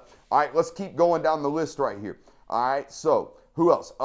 Let's project Kayvon Consario into this class as well. Let's go ahead and project Ekini Agboko, the brother of Nnamdi Agboko, in the class as well. There's another brother here in the mix as well, Carter Lucky, the defensive lineman out of Norcross. Let's add him on the list as well. Craig Dangerous, the wide receiver out of Cambridge High School. They're heavy on right now. They're going to do pretty much what it takes to go get him out of the state of Georgia as well. So how many got? We got 1, 2, 3, 4, 5, 6, 7, 8 guys that we feel relatively comfortable about right now. Jonathan, will you grab those and take them over here into the takes pile one by one? And while you do that, I will kind of freelance for you. Here, let me select them one at a time for you, Jonathan, so you don't have to do it yourself. You want me to just drag it over here while you talk? Yeah, that's what I was telling you to do. Okay. But I thought, yeah, that's fine. He's going to take that board over there so he can actually look at it. All right, so I think it's a really fun exercise, Kirby, because I do solely believe this is the type of conversation that's now having to be had in these rooms. Yeah, I mean, you have to budget out certain aspects of your recruiting board. Now, it's not just, what's your price? Okay, we'll pay you that. What's your price? Okay, we're taking you, pay you this. You're going to run out of money doing that, especially in this era where we talked about that recruits, agents, everyone above is trying to get as much as possible because we think that rev share is coming. You'd have to imagine that these contracts for incoming freshmen are going to get smaller. Yeah. And it's just, it's way different than in years prior, right? Where, especially at a school like Georgia, where Georgia has every year tried to sign what Kirby calls a full class. So he's trying to take 5 offensive linemen. He's trying to take 4 wide receivers. He's trying to take 2 tight ends. He's trying to take a running back, a quarterback, 5 DBs, 4 defensive linemen, 2 edge rushers, 2 linebackers. That's why they've had classes of anywhere from 26 to 29 football players, even creeping up to 30 some years. Here's a question I have. Are those projections what you think the projection is for the market value or the projection as to what Georgia thinks they're going to have to pay? So honest to God, what I did there was based off of not only clout, but what other schools are looking at. You got a question? I'm missing one name, I believe. I Well, have it's 'cause our 7. dots were over here. Yeah. So see if we can pull our board back over here, and if it lines back up, we'd be good. Yeah, we are. Oh, no, we're not. Who is the other one? Oh, put Jay Lamar over there as well. Okay. Go ahead and take Jay Lamar and take Tyreek Green over there as well. I think those guys are pretty safe projections into the Georgia class right about now. What were we talking about? Is the price, the projected price, what we think the market is for these guys, or what we think Georgia's going to pay? Because we talk about how Georgia kind of gets this quote-unquote discount for players. So you'll notice those in-state guys, there's a lot of $200,000 price tags on some of those lesser-ranked in-state guys. That's a projection. I don't even think some of those kids are even going to get that much money from a school like Georgia. All right, so now here's what I want to do. We're already up to $3.35 million. We all see that right there? Nah, I don't know if you can. All right, this column right here is totaling the guys who we've gone ahead and put into the class. So what I want to do right now, Jonathan, now that we've really identified the priorities, and let's make sure I didn't miss anybody else. We know the in-state offensive lineman is going to go over there, but we'll hold off on right now. So what I want to do is I want to go back up here now and start looking at the positional breakdown, because this is very important. You can't just say, oh, I like these guys are must-haves, and then you look up, you didn't take a damn offensive lineman one.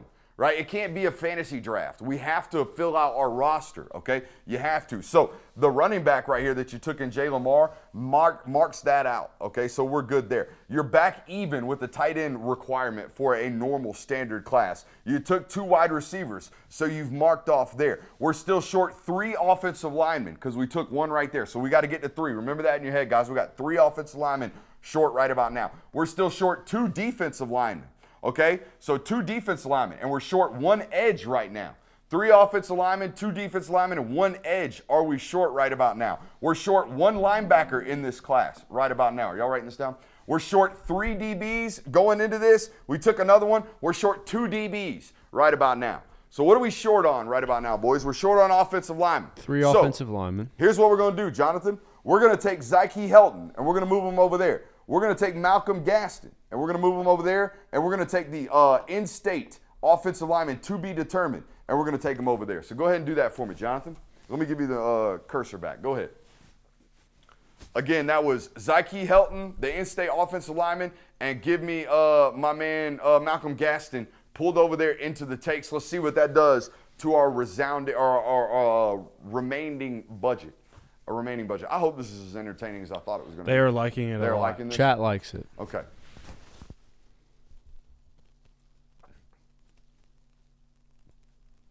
Jay was an Excel wizard, dude. I'm learning. Hey, now. if you control click, you can do them all at the same time. Where'd that in-state go? He's down on the bottom. What did you just do to that pen? I ADD'd my pen. I chew on pens.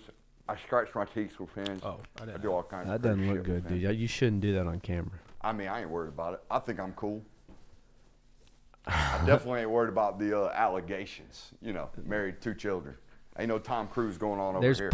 So we're up to Whoa. 3.85. All right, we're up to 3.85, which means we have $600,000 to play with, right? We have $600,000 to play with right about now, guys. And what are we short? We are still short 2 defensive linemen. We're still short an edge, a linebacker, and 2 DBs, right? All right, so let's go over here and start bargain shopping. Bargain shopping, rather.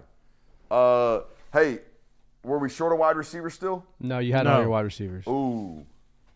All right, so do me a favor here, Jonathan. Mm-hmm. This guy, when we do our next, just change this name right now to Craig Dandridge. Okay. Because if it comes down to that, I got a feeling they're going to take Craig over Kayvon. Okay. All right, so change that for me right now while we're on that box. Just type in Craig Dandridge.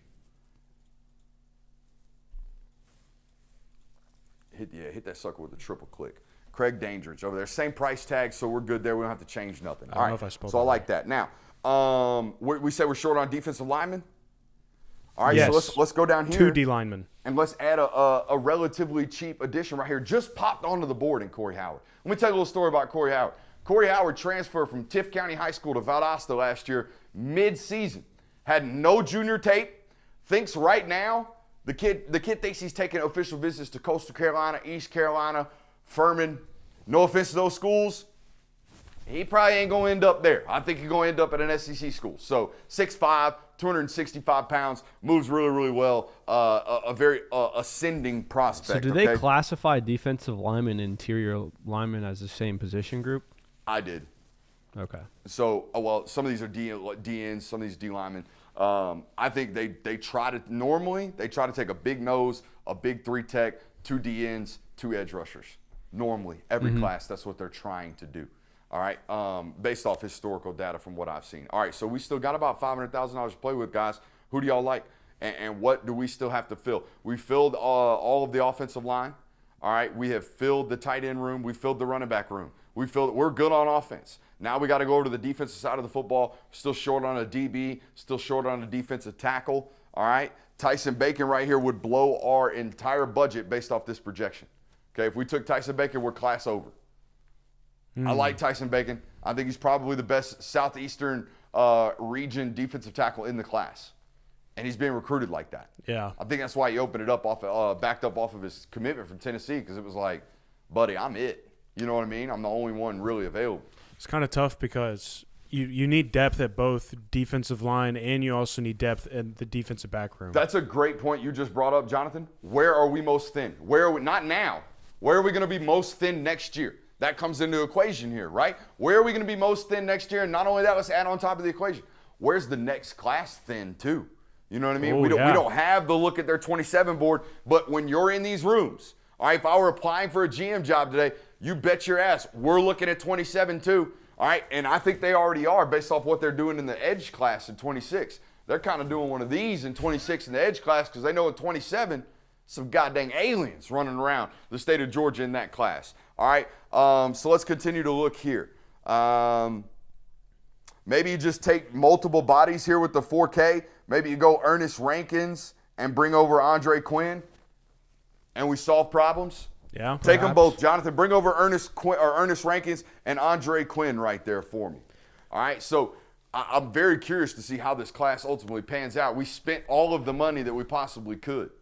Okay, now the real chink in the armor right here, Christian, is if we were to say, hey, what happens if you miss on Mark Bowman? Yeah, I was say, because we've talked about this before. I don't know if the money is allocated for by position group, or is it just this is the money we have for the class. If so-and-so doesn't commit to us, we have that opened up for us, or is it, that was tight end money, or that was offensive line money? To me, it's got to be a balance of both. It's got to be a balance of both. When we were willing to maybe get into discussions about Jackson Cantwell for $1.2 million, and we miss on him and replace him with 3 players that cost $200,000, so now we've spent $600,000 when we were going to spend 1.2. Now we've got $600,000 to play with. That would be my mindset. That's how I would approach this. And I do think it ultimately frees up money, because if you're taking the amount of bodies that you're supposed to and not just allocating money where you need to for great players, that's the only way you're going to fully have a full depth roster, is if you're balancing the budget like that, right? Mm-hmm. So I'm with that. Now, we still got $100,000 to play with. Let's go give Mark Bowman a sweetener. Yeah, you know what I mean? Let's go give Mark Bowman a sweetener. Don't go to Texas sweetener. Don't go to Texas sweetener. Now, how many players do we have here? Let's see. We have 15 plus the 9, 24. Okay. Not a bad class. That's a 24. full class. Okay, go take 6, 7 transfer kids, just like you did last class. What do they take? 25 guys in 25? In 2025? They take 24? I thought they were pushing 30. Were they? They might have done that in 24. I know there was a class where they're like pushing 30. Y'all got to remember, some of those were old school PWOs that don't exist anymore. This is very true. You know, I think it might have been 28 now that my memory serves me. Jay was getting cooked for his ability to copy and paste. How many is it? What do you mean? Oh, how many kids did they take last class was my question. I'll look it up sorry. Right in 2026, I think they took 28. I think this class would be smaller. 2026 or 2025? 2025, my bad. I think They took 28. took a grand total of High school kids, not transfers too. Bro, High your, school. Your Wi-Fi is kind of lagging right now. Don't tell me that. Don't tell me that. 24 enrollees. So yeah. Well, plus the 4 mid-summers. They still got guys showing up this summer. Right. But 24 enrollees, 3 signed letter of intent, and they took an additional 10 transfers off of that. Now, we could sit here and do the what if they miss on Bowman. I think I'll get the point. You can do that on anyone. Yeah. I made it allocated elsewhere. And to answer your question about, like, do they spend – I know what you were doing because you've heard me talk about this, so I appreciate you bringing it up. I just should have hit on it then. Kirby asked me a question about if we miss on a player like Bowman, does that mean we have more money available to go sign another player in another position, or do we just have the same amount of money at the tight end position that we already allocated for? I get two different answers. And I tend to trust the money side, not the coach's side, when it comes to money questions. That's a money question. Yep. And the money side tells me that's a brilliant question to be asking because we are having those conversations. And then the player or the coach's side's like, nah, my room's my room. Don't mess with my budget. And it's like, I don't think you're telling the truth there, buddy. So, yeah. What else we got? That was awesome.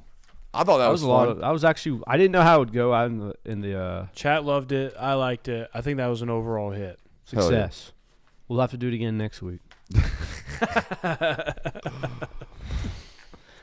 You can go back and spin the wheel if you want one time. Let's spin the wheel. I got to write a name on the board anyways, or at least box one. A little palate Ken cleanser. from Cummings definitely on the board, isn't he? For Gotta sure. be. Hey, Brooks, love your Georgia Southern pullover. Where can I get one? Oh, it's Bubby. This is team issue, baby. This team issue. You ain't getting one of these, my guy. They probably have it in the. Unfortunately. They probably have it in the bookstore. Maybe. Why can't you let me stunt right quick, man? Why can't you let me stunt? Bro found that at Goodwill. Come on now. Y'all haters, man. Y'all all haters. Nah, this team issue, fam. Ooh, 2022 little throwback UGA game versus Missouri. This was the heart attack of 2022, where Missouri almost beat you at home. Shout out at home. At their home on the road. Shout out Was Malachi this- Starks. Was this George Pickens slant touchdown? No, that's No. 2020. This was trailed the entire this was game. Dominic Lovett for 75 yards. Yes. Yeah, Yes. against you. Dominic Lovett for Yes. 75 yards. Ladd had like 3 drops. This was. I think y'all talking about Malachi winning that game. I thought Kenny McIntosh playing through injury midway through the third quarter won that football game. There was a possession right after the second half where Kenny goes for like 6 for 60 on one drive they scored, and that's kind of like it. We're back in this. It's our football That was a game. big one, but Starks ultimately tackling the guy at the goal that line hawk yeah. tackle and keeping them and- from a touchdown. keep it to the goal Oh, line. that was also the game where the right tackle from Missouri decided, I'm not going to play Yes. football today. I'm just going to try to hurt people and end their career. Yes. This Yeah. was also the Jalen Carter got into a little little Skerfuffle. fisticuffs early before the game. Very interesting game. Yeah. That was the team that got closest to them all year, wasn't it? That's probably the biggest, like, oh, God, Stetson Bennetting. Name that bull dude. Name that Bulldog. All right, Jay, well, I'm going to see if I can stump you on this one. Come on now. I have low confidence that I do, but I made the hints a little harder. All right, this is a 4-star prospect from the state of Georgia. That does not narrow it down at all. No, it doesn't. He played during Georgia's 2021 and 2022 national championship seasons. Okay. He did not finish his career with Georgia. So he was playing during those Latavius seasons. Bernee. I almost picked him, but it's not him. That's a great question. So That's he a great was guess, though. actually playing, though. He was on the football field. He was on the football field for these games. Okay. Amir Speed.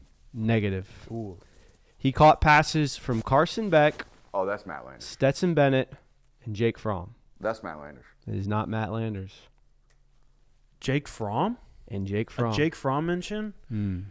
Dominic Blaylock? It is Dominic Blaylock. You've gone back-to-back on the Dominics. I have.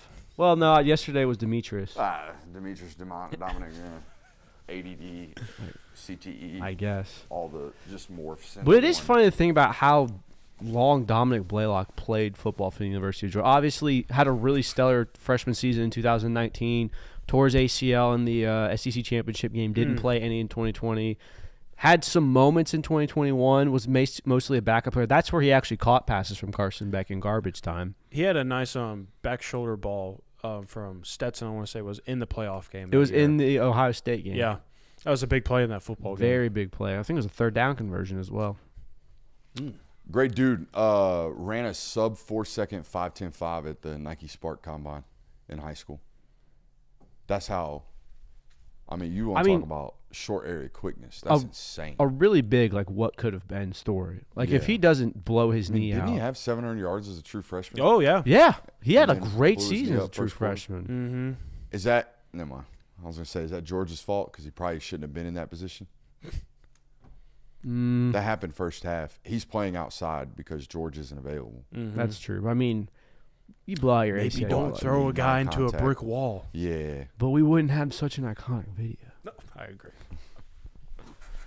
I think which one's more iconic? George Pickens throwing that guy into the brick or him spraying Jared George Garantano Pickens with throwing the water? guy into the brick wall. Yeah. Jared Garantano was I've funny. seen football players lose their shit, though. I've seen them fight. I have not seen a player on the sideline literally squirt a bottle of water at an opposing player that got tackled. Have you seen a player drag another player by the face mask? Yeah, Andre He Johnson. ragdolled into a Andre brick- Johnson beat into the a- shit out of Cortland Finnegan. Yeah, I remember You that. don't believe that? in the Y'all middle remember of the that? field. In the middle of the field. He didn't throw him AJ into- Green did it to Jalen Ramsey. Yeah, he put him in a headlock and threw him over his head. This is taking the man by the face mask and, throw him slamming him into a brick wall. That's a little That's different. Revolutionary in football Like, fighting. we always, like, people always say, oh, it's stupid to throw punches with a helmet on. Well, how about a brick wall while you got a helmet on, buddy? How does that feel? Not putting yourself at risk. Just toss a buddy into a wall. The chat's talking about whether or not Georgia cries poor. I think Georgia cries development. I don't think now they'll tell you that they don't have as much money as everybody else when they lose a recruit like that, like everybody else is doing. When everybody else loses a recruit, they say the same thing. So and so outpaid him, which is probably the reality. The other team probably did pay him more. Why else would the guy go there nowadays? It seems like. But what they do say to athletes is that we're not gonna overpay you. We're not gonna. And I think Kirby has been very, very upfront about the idea of it making him uncomfortable that he's paying a freshman more than he's paying an upperclassman. And he's not going to be a program that does that.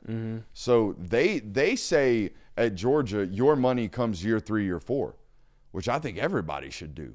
It makes sense. Yeah. Your money comes when you prove it. And by the way, your money that I'm not promising, but I'm projecting to you is based off of your production. Okay? Jared Curtis, I highly doubt makes $1.5 million if he's riding the pine in year 2.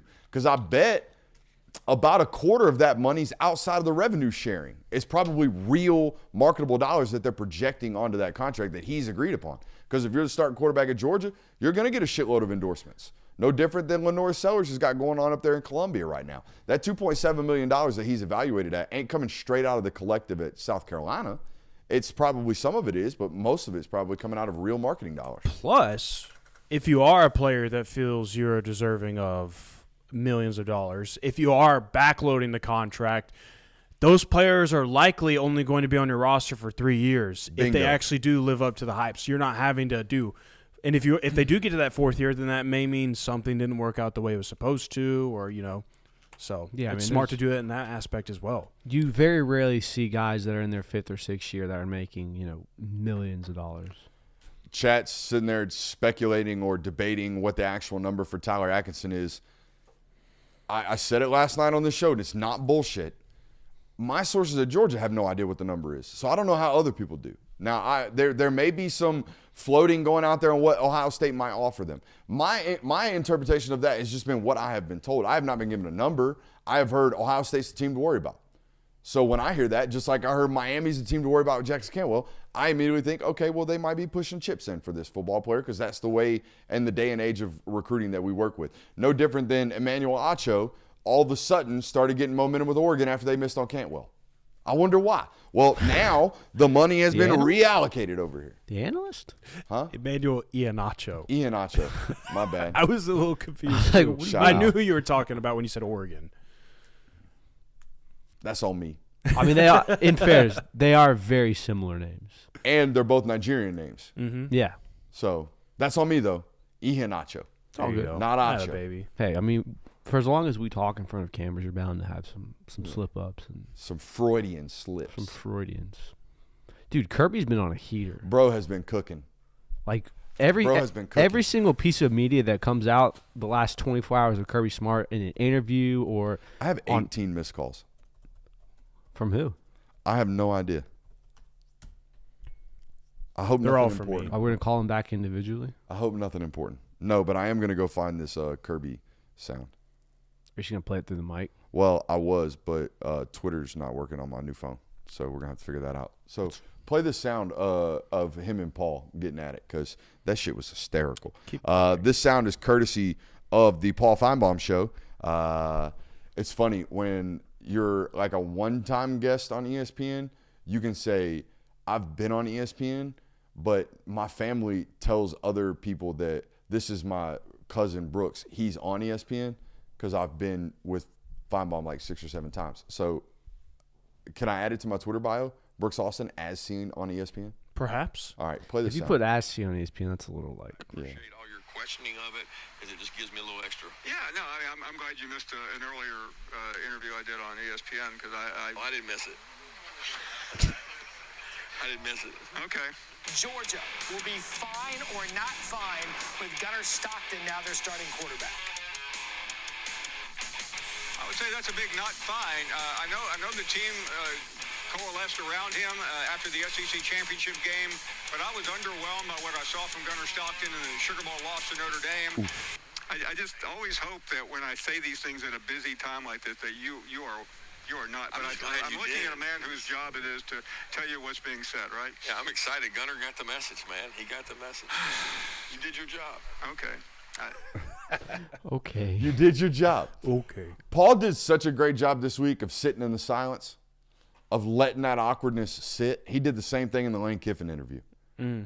Just like staring at the camera, being like, this dude's really calling me out right now in front of national television. I like how Kirby talked to him like he was a mob boss. It's like, Yeah. it's all right. You did what you could do. Yeah. Like right before you get executed. That's the way Kirby You was gave it talking. a good effort, son. You tried your best. Yeah. You did what you had to do. I understand. I would have done the same thing. I'm gonna kill you now. Jeez. The other one with the Texas guy. So the other one was obviously the EA cover came out. We're not going to delve into that, but there were YouTube personalities doing interviews, and YouTube personalities are purely content driven. They don't care about stories. They don't care about anything else. So you're getting some more fun questions. And one of the YouTube personalities, who just so happens to be a Texas fan, asked him, "Hey, is it going to be tough watching Texas hoist the SEC championship trophy this year?" And Kirby Smart immediately laughs and responds, "In what sport? Baseball or basketball?" Which is just a heater. Man. Don't often get this side of Kirby. You don't. Because, it's like when the season rolls around and whenever, he does his typical press conferences, it's just, for the most part, business as usual, not going to give you a whole lot in these, holding back some information if I can. So-and-so got a leg. That's how we do injuries around here. Don't even tell you what part of the leg, not even a knee or a toe. So-and-so got a leg. Yeah, Thanks, so-and-so Coach. dealing with the leg right now. So-and-so got 2 eyeballs. I have a theory on this. That the more I watch it, these coaches, and Saban has really hammered that theory home as well, of when you're trying to be entertaining, when it's time to be entertaining, they don't mind. Kirby Smart doesn't mind going on Paul Feinbaum or any other, Marty and McGee or College Game Day and answering questions like these, because the foundation of it all, the point of doing that stuff for ESPN and all that is to be entertaining. Fans want to be entertained. Kirby Smart does not like dealing with the media. He does not like dealing with, interview questions in the sense that our field kind of does, because the foundation of it is getting out stories about your program, revealing details, revealing stories and things like that. If you get Kirby on a YouTuber and you're like, "Hey, let me ask you some fun questions," he plays along. He does great. You get Kirby in front of a podium, in front of a microphone. I mean, it was the same. Go watch Kirby Smart on Paul Feinbaum, and then go watch the way he answers questions in the spring media presser. 2 completely different versions of people. So, and I think that's also what surprised people so much about Nick Saban when he excelled on College Game Day. Where it's like, oh my, Nick Saban, the curmudgeon guy who hates the media and all that, he's not going to be good. And to some degree, Bill Belichick has done this as well. And part of that, I think, is knowing who your audience is. When you're at the podium for the SEC spring meetings, you are talking to people who are journalists and media members who are there to write what you report on, get stories, get their headlines, and move on and talk about what is the latest thing that Kirby Smart said about the transfer portal, whatever. When you go on Paul Feinbaum, your audience is Legend from Alabama or Ricky from South Georgia or Tyler from Spartanburg, whatever it is. That's your new audience. So you got to cater to both sides. Yeah, it makes total sense. But it is more fun to see Kirby Smart kind of let loose and be himself, it feels like. Mm-hmm. Whereas opposed to just being, the Terminator looking through your soul. Since Paul Feynman was talking about Gunnar Stockton, this kind of made me think of this is Georgia a faceless team right now? Is that what they are going into this season? Because, the best way to put it is when you think of 2025 Georgia football, who do you think of? Gunnar Stockton. Yeah. Who's not a very, like we talked about, is not a sexy brand, is not a sexy face to sell off to the media right now. So, I mean, yeah, but I think also to some degree they've always been that way. We should need Big Ag to get behind, Big Agriculture to get behind Gunner. That's what we need. We need Big Agriculture to get behind Gunner Stockton. I wouldn't say it's always been that way, though, because, in 2022, Stetson Bennett, that's who you think of when you think of Georgia. In 2023, you thought of Brock Bowers or you thought of Ladd McConkey. Fair. And then even last year, maybe it was Malachi Starks or whoever it is. This year, it's just kind of they got a lot of solid football players, but when you think of Texas, you think of Arch Manning, or when you think of LSU, you think of Garrett Nussmeier, or you think of Kay Klubnik, or you think of Lenore Sellers, or any of those names. Whereas Georgia is just kind of there really isn't a name that you immediately associate it with. No, and we've talked about this ad nauseum, it feels like right now. There are no proven stars like there have been in years past where you have a guy who's making his second and third year starting. That's a product of college football nowadays. NIL has caused more talent to be dispersed more evenly. Transfer portal, there's not a lot of second-year guys that have sat on the bench waiting their turn to start for 2 years, and now they're getting their shot. It's a lot of sophomores and freshmen that are going to be playing. Sophomore and freshmen haven't played as much. There's not as much proven aspects of that. So it makes sense as to why there's not as many star players. And we talked about it again. That doesn't stop the fact from a Jalen Walker appearing or someone else like that. And it's just a football player with not a lot of returning starters. Yeah. Yeah, I mean the production's not there. And I think college football as a whole is going to run into this next year. I don't know, going into it's Ryan Williams, Jeremiah Smith, Cade Klubnik, Arch Manning. Cade Klubnik will be in the NFL this year. I'm talking about next year. I'm talking about going into this year. Where is the known star power? And we're projecting Arch Manning, by the way. Yeah, the known star power going into 2024. Or 2025. We're projecting John Mateer. We think he's gonna be really good. We're projecting that. We're projecting to an extent DJ Lagway, even though we've seen it. But we're expecting a massive leap for him to be this superstar quarterback. We're expecting another leap from Garrett Nussmeier. It's like this. It's why I keep talking about it. College football is way more wide open than I've ever seen it before. Very true. Way more wide open.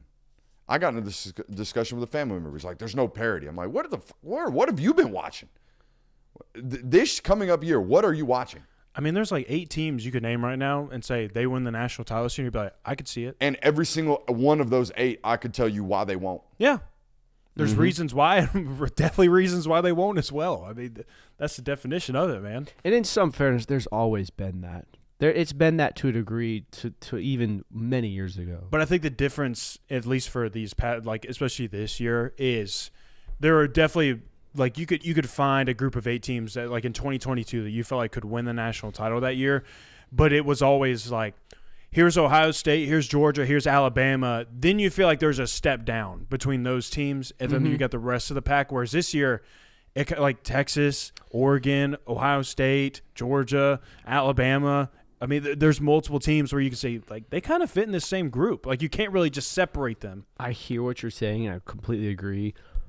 Would we all agree that the last 5 years of college football has been the most parody-ridden the sport has ever been? Yeah, we've had one repeat champion. Yeah. The last 5 national champions have been Alabama, Georgia twice, Michigan, and Ohio State. Yeah. The parody's here, it's there, but it's still the winners aren't. The parody and the winning isn't. The big brands are still at the top. Well, I'm with everybody else that made the take of, oh, you think you gave the little guy a shot? You just made the little guy beat 5 big guys in a row. Yeah, you know what I mean? Yeah. You just required somebody to win 4 really, really big-time football games back to back to back.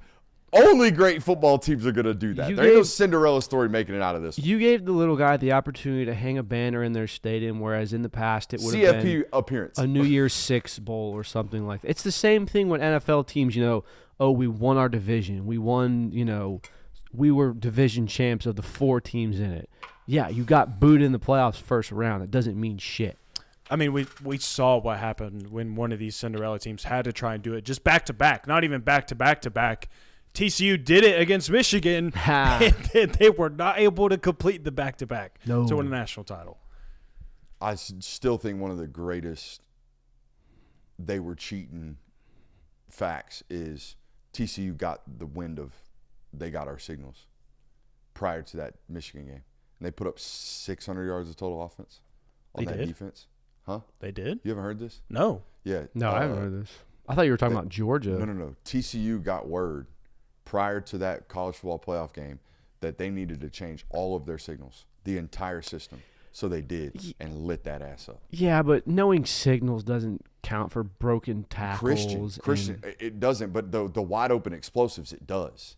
Okay, when I think you're doing something, right? Because Michigan went into that thinking we got their science. They don't know. They don't know this about us. And they spend the first half guessing wrong, telling guys the wrong thing on the field. Stallions is over there telling them the wrong thing. Now, he claimed that if he ever had to guess, he never told them what they were doing. So maybe they went the whole first half not signaling. Do you actually, not cheating. Do you actually believe this? You just floating that tinfoil hat? No, I actually believe this. Really? I actually believe TCU changed all of their signals before that game. Yes, I believe that. There's been actual reporting behind it. Brooksy reads, so you guys don't have to. I usually read, but I didn't know this. Yeah. Interesting. I'll Google and find the actual article. I believe that the article's there. I don't know how much validity there is to that having that much of an effect on the game for TCU winning. Michigan played. There were certainly CBS Sports. TCU knew of Michigan's alleged sign stealing prior to CFB meeting using dummy signals in-game per reports. I believe you. But you don't think that's why they actually worked that ass for 2 quarters? No. I do. I think it certainly plays a role. I think it definitely plays a role. Now, there were certainly some turnovers in that game that helped pull the momentum in TCU's favor. Yeah. But I think that there's no way that doesn't play a role in that, in my opinion. I mean, either way, you're beating a dead horse that's been resurrected I just think 30 really times cool. in the last. I want to know who told him. Beat the shit out that horse. Who told him? Who gave him the tip? Who gave him the heads up on that? That's what I would like to know. Yeah. While you're fixing your phone, you want us to spin the wheel for you? Yeah, let's do it. Spin that sucker. Here we go. What do we got? Oh, you already did name that bulldog. Oh, we don't remember. We're really Didn't doing remove this. Are you talking to You your don't phone? have or to name that bulldog. You talking to No, your phone or us? not that.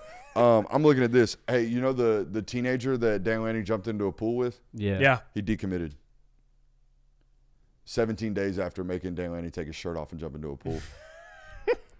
Tough. Oh, Ripley's Believe It or Not. Let's hear it, Kirby. All right. Believe it or not, this is a crazy but true fact. Despite being scheduled to play each other annually, the Vanderbilt Commodores went 1,500 days without scoring a touchdown against Georgia from 2019 to 2023. And usually when you hear these days stats like, oh, it's been so many days since Vanderbilt did this, typically you think it's kind of a bogus stat, but this one actually isn't, because you and I were actually talking about this one, I think, like 2 weeks ago, and it is rather insane. They didn't score a touchdown. They opened the season against each other in 2019. Did not score a touchdown. I think the final score of that game was like 33-3 or something. 2020, they were scheduled to play twice. Vanderbilt opted out 2 times, so they didn't play that season. 2021, Georgia beats them 62-0. Yeah. 2022, Georgia beat them like 51-0. Put 100 on them in 2 game span. 2023 was when the season or the streak finally ended, thanks to none other than London Humphreys off a slant route. So you went 1,500 days where you were scheduled to play each other every year without scoring a touchdown against Georgia. That's a pretty impressive stat, Vanderbilt. That's a good Believe It or Not. Since we have some time, I do want to deliver this take that I actually stumbled upon on the way here. And I actually started thinking about this when I listened to the Paul Feinbaum video where he's saying that he's not a believer in Gunnar Stockton, and he thinks that the quarterback situation at Georgia is not fine. He didn't think that Gunnar wowed him enough in the Sugar Bowl, that he wasn't super impressed with him after that Notre Dame performance. So I started to think about like how far good coaching can take you, because every single year for the past few years at least, especially since Nick Saban announced his retirement, when you release these head coaching rankings in college football, the number one name is always Kirby Smart. Kirby Smart is known as the best coach in college football. So how far can good coaching take you in this sport? And that's why I stumbled upon a comparison for Georgia's 2025 team this year, because they don't have a flashy prize at quarterback, though we know he can lead a team and he will lay his life on the line for his guys. The running back situation for Georgia this year is solid, especially after adding McCray from Illinois. I think you got depth, and I think you have a reliable option, obviously, in Nate Frazier as your number one guy. The wide receiver room and the weapons there seem more hopeful than last year, but still, you have to go out and prove it. This is what we've been saying about that wide receiver room. Like, you have to show us that you are actually going to be as dangerous as you say you will be. The defense isn't littered with projected first-rounders like they usually have been over the last few years, but still, the defensive front is still loaded with really good defensive players and really good football players at that.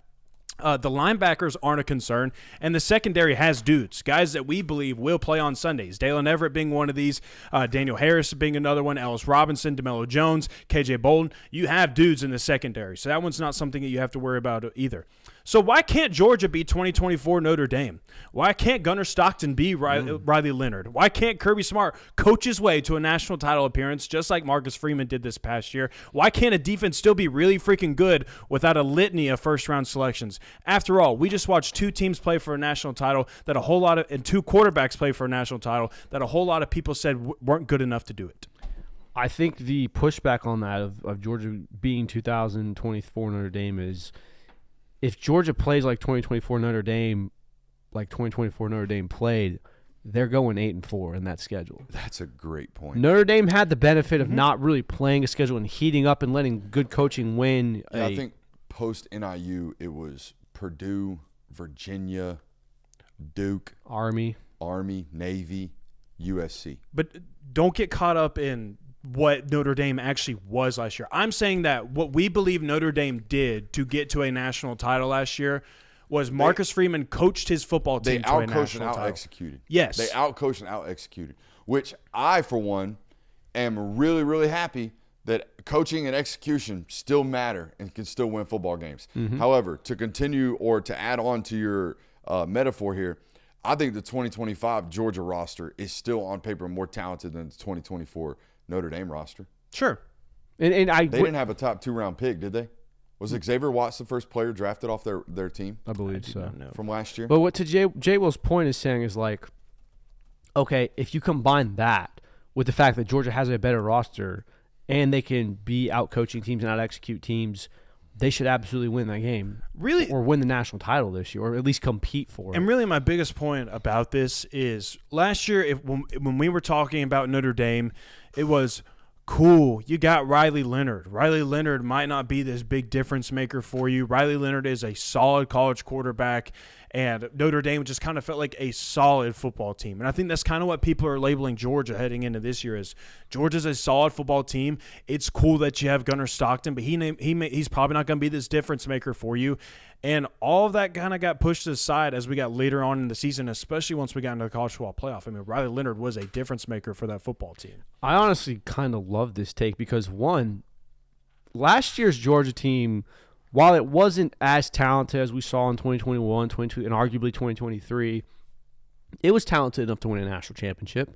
They might not have beaten Ohio State when they were going on that absolute heater, but they would have gone to a national championship. They had the talent to do so. I fully believe they had talent that matched up with Notre Dame, that matched up with Penn State, that matched up with any other team on that side of the bracket.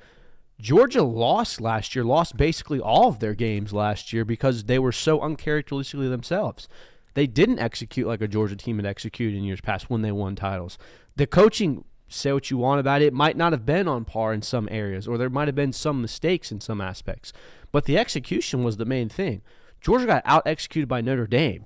That's why they lost that game. It wasn't because Notre Dame was a better football team. Notre Dame played better that day because they executed better. So, I mean, if Georgia can get back to Notre Dame levels of execution that they were executing in that playoff, absolutely they're a national. If Georgia can get back to Georgia football level of execution that it has been under Kirby Smart for 90% of the time. I think we forget that last year's Georgia team was the most penalized Georgia team under Kirby Smart. Stuff like that. Like everyone talks about the drops. Everyone talks about how they were outrushed by opponents for the first time. That was a heavily penalized team. I mean, there was a crucial penalty in the Notre Dame game. Was it fourth down or third down? Had him third or fourth false short. start. Yeah. 4th and short, false start. Oh, friggin' Dylan Fairchild, of all people. Mm-hmm. It's like, we talked about it that Sunday on the reaction show. It's an epitome of that season. That's exactly how that season went for them. Mm-hmm. We got one of our best football players. Oh, and Jalen Walker jumped off sides on 4th and 1, too. Extended a drive for Notre Dame. Yep. It's like our two of our most dependable and reliable football players. That could have been so bad. Yeah, it'd be all right. Not the first time spilt on the desk over here. Ugh, on the new phone. Yeah, wait until you drink one of them on accident.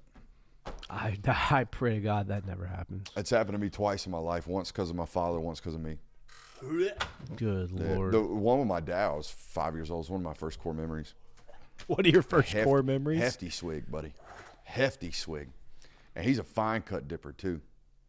Ooh. Yeah. That's gross shit right there.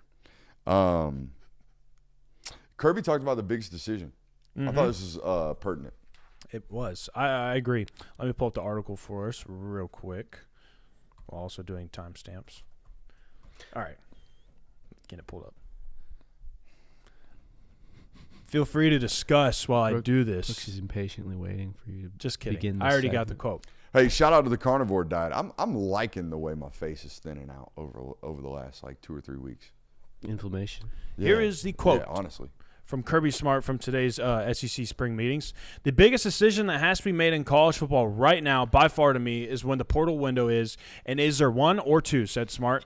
That's not being decided by us today. A lot of people don't even know how it's being decided, who is deciding it, but I need you to think for a second. There is a strong contingent. We have an AFCA meeting. We had a meeting in which we unanimously decided that there really needed to be one portal window, and whenever that is, it is what it is, and it needs to happen sometime in January.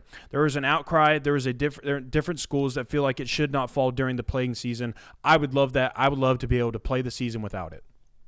So what he means by play the season without it is when December rolls around, you're fighting for a national title, the winter portal is not opening up in the midst of that. You can just continue to focus on football. And then in January, that's what he's really fighting for, is a 15-day window in the month of January where players can enter the portal. And he even said that if you ask most players, that's when they want to be in the portal too. It's not in April after spring practice is wrapped up. It's January where they can get to their next school and then start practicing with them and lock down a starting job if they can.